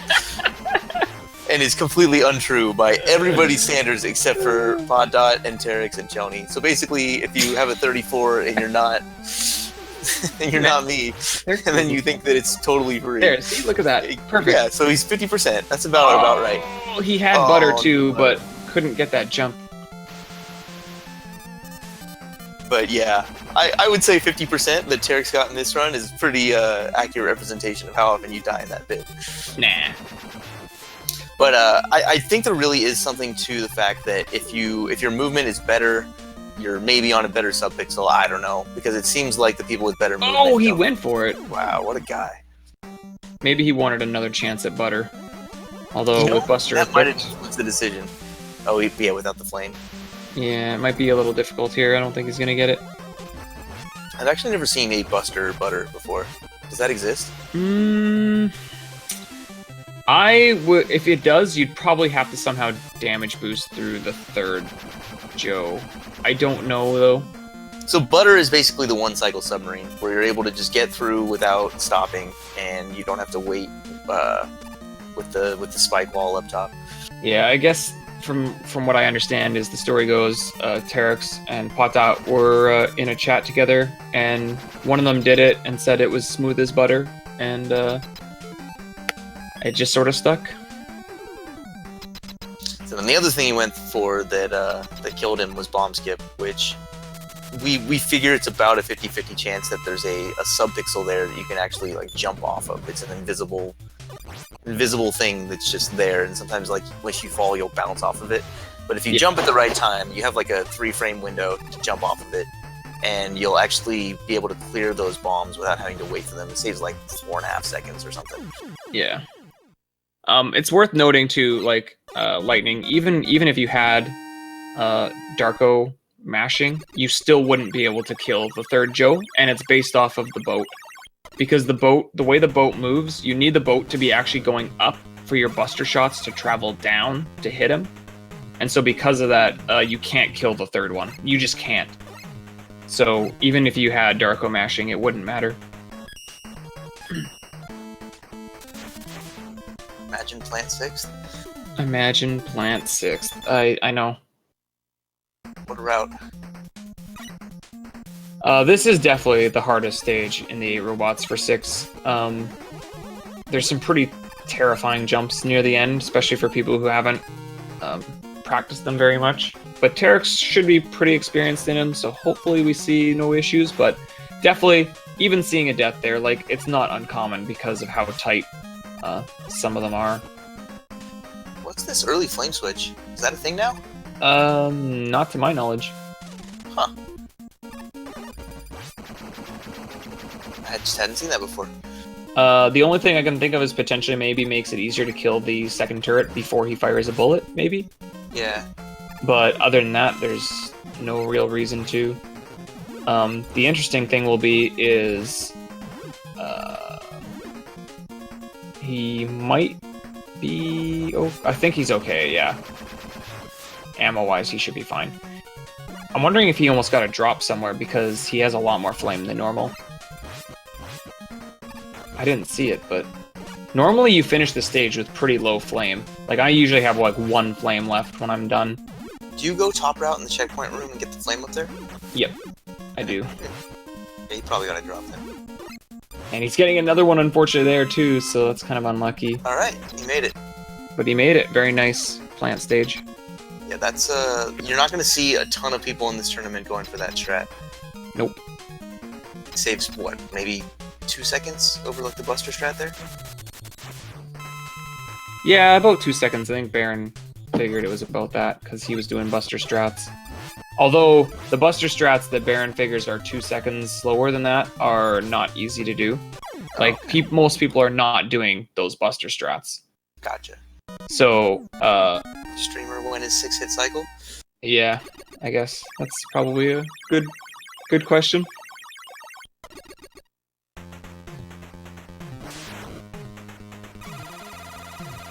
But yeah, very difficult. When you don't use Buster, you don't open up the little platforms to stand on them. You have to jump on the unopened plants, and you have, I think, a 4-frame window to do so. Which, I mean, that's not minuscule. For someone that speedruns this game regularly, it's something that they can hit. But a death in that particular screen is pretty painful. Yeah. The checkpoint sends you back, and then you're low on flame. Essentially.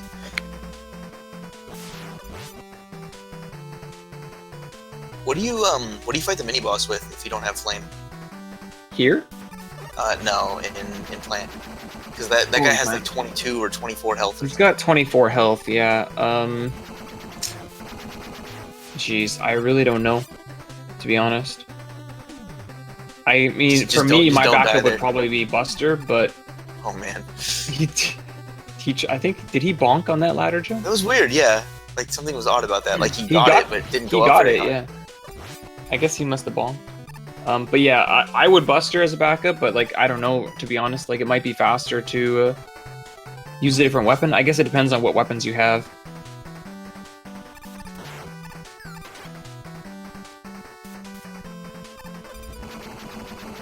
You have 5 flame here? Kill this first guy. Save 4 for the last screen. Yeah, you want to have 4 flame if you can for this last screen here. Sort of set up that way. Pow. Pow would probably be a pretty terrible with the backup strats. Because the menu to Pow is very slow. But you never know. It might be better than Buster. Terex says the menu early. I know some people will menu in the fight here so you can see what Tomahawk's first pattern is. Yeah, that's typically the standard. Sometimes you'll menu outside if you think that the last enemy is going to drop an ammo. You want to try to menu to avoid it, but usually you want to menu in here so you can just see what the opening pattern is from Tomahawk. It's a solid fight. So we got 1 stage left. We're finishing with the toughest fight. Can you believe that this run could end on a Fast.cc Yamato fight? Wow. And that would be what everybody remembers. That would be the last thing people saw. Wow. If it happens. So... To be fair, we've seen that fight like 12 times. Like 8 times in Mega Man 4. Yeah, that's very true. He's had a lot of very, very scary boss fights throughout this entire run. At first, I was confused because I was like, wait, you haven't had 12 races yet, but then I realized you were talking about his other games. Oh.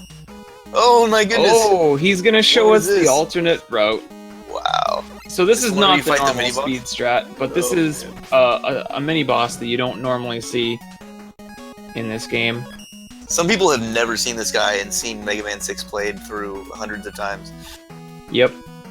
It's such a weird boss, too.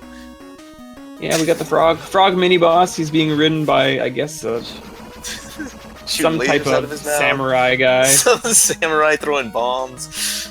It's pretty bizarre. What a great boss. I love that guy. How is that not faster? Come on. That has to be faster. That has to be. I just think that 100% runs should be invalid if they don't fight that. Just saying. So yeah, that's not the normal route, but cool that Terex shows it off because I don't think we would have seen it otherwise in the tournament.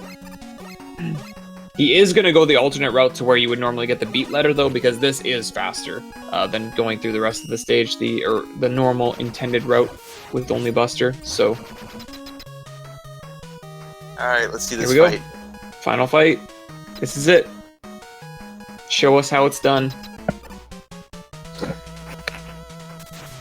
If this fight doesn't go right, I'll never learn to do it correctly. Good start.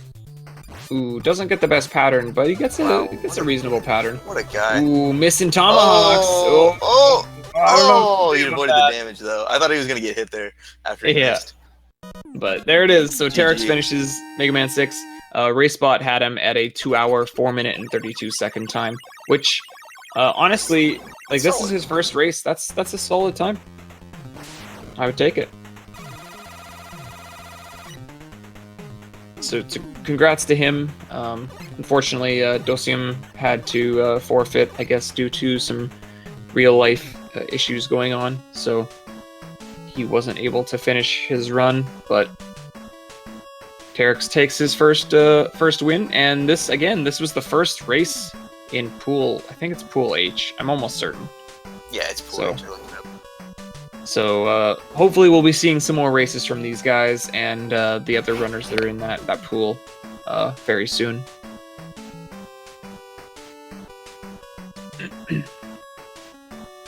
That was fun. Yeah, really. I enjoy these so much. Yeah, I'm agreeing with Eldra here. Like, really, this race was super close all the way through, even through the end of Mega Man 3. It really wasn't until the game over at Ringman where separation really hit. And then, again, going to the missed stage select, I guess, was just too much. Too much to think about with the real life stuff and game not going the way you want to go. Sometimes it's just not worth it. But yeah. And if you're if you got distractions, Ring is not the thing that's gonna fix it. Yeah, exactly. He's never solved anybody's problems. I'll say that. Yeah, not a fight to want to do when you can't focus. But yeah, so what's our next race? What we got? Let's check out the schedule here.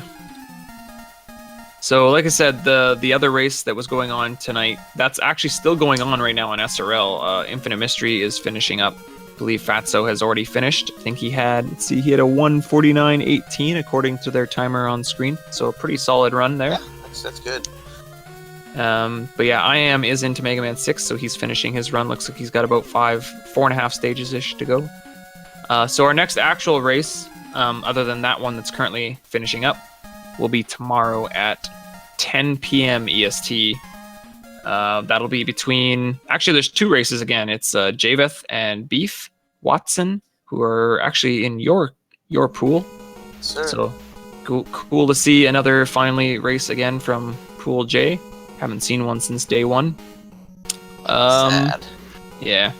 And then we have, at the same time, another race, and that's between Prissy and Litnag. I think I said that right.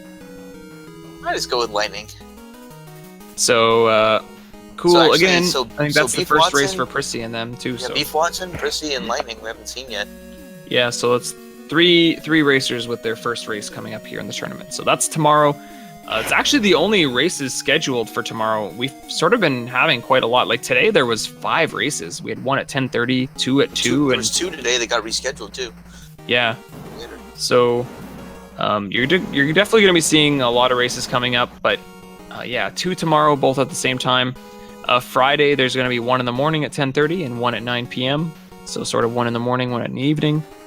And then Saturday, right now, there's only 2. There's 1 at 2 p.m., 1 at 9 p.m. But I feel like because it's Saturday, I think as we get closer to the weekend, we might see those days maybe fill up potentially a little bit quicker. So. Still a lot to come in pool play for sure. We're probably not even like a third done with the races. So. Yeah, I don't think so. I think we got a lot to go yet. If you think about it, there's 40 runners total. And every runner has to do 3 races, so you got 6 races in each pool. So 60 races. It's a lot to go through.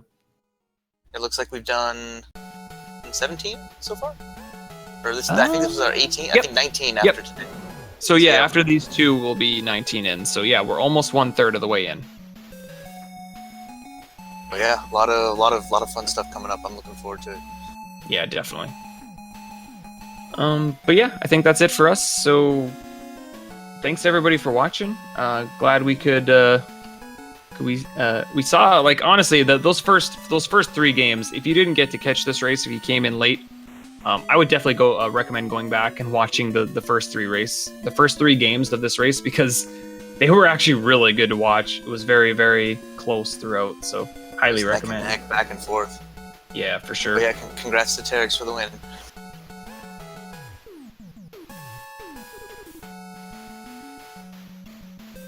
And yeah, I don't think we got anything else. So thanks again to Feasel for restreaming.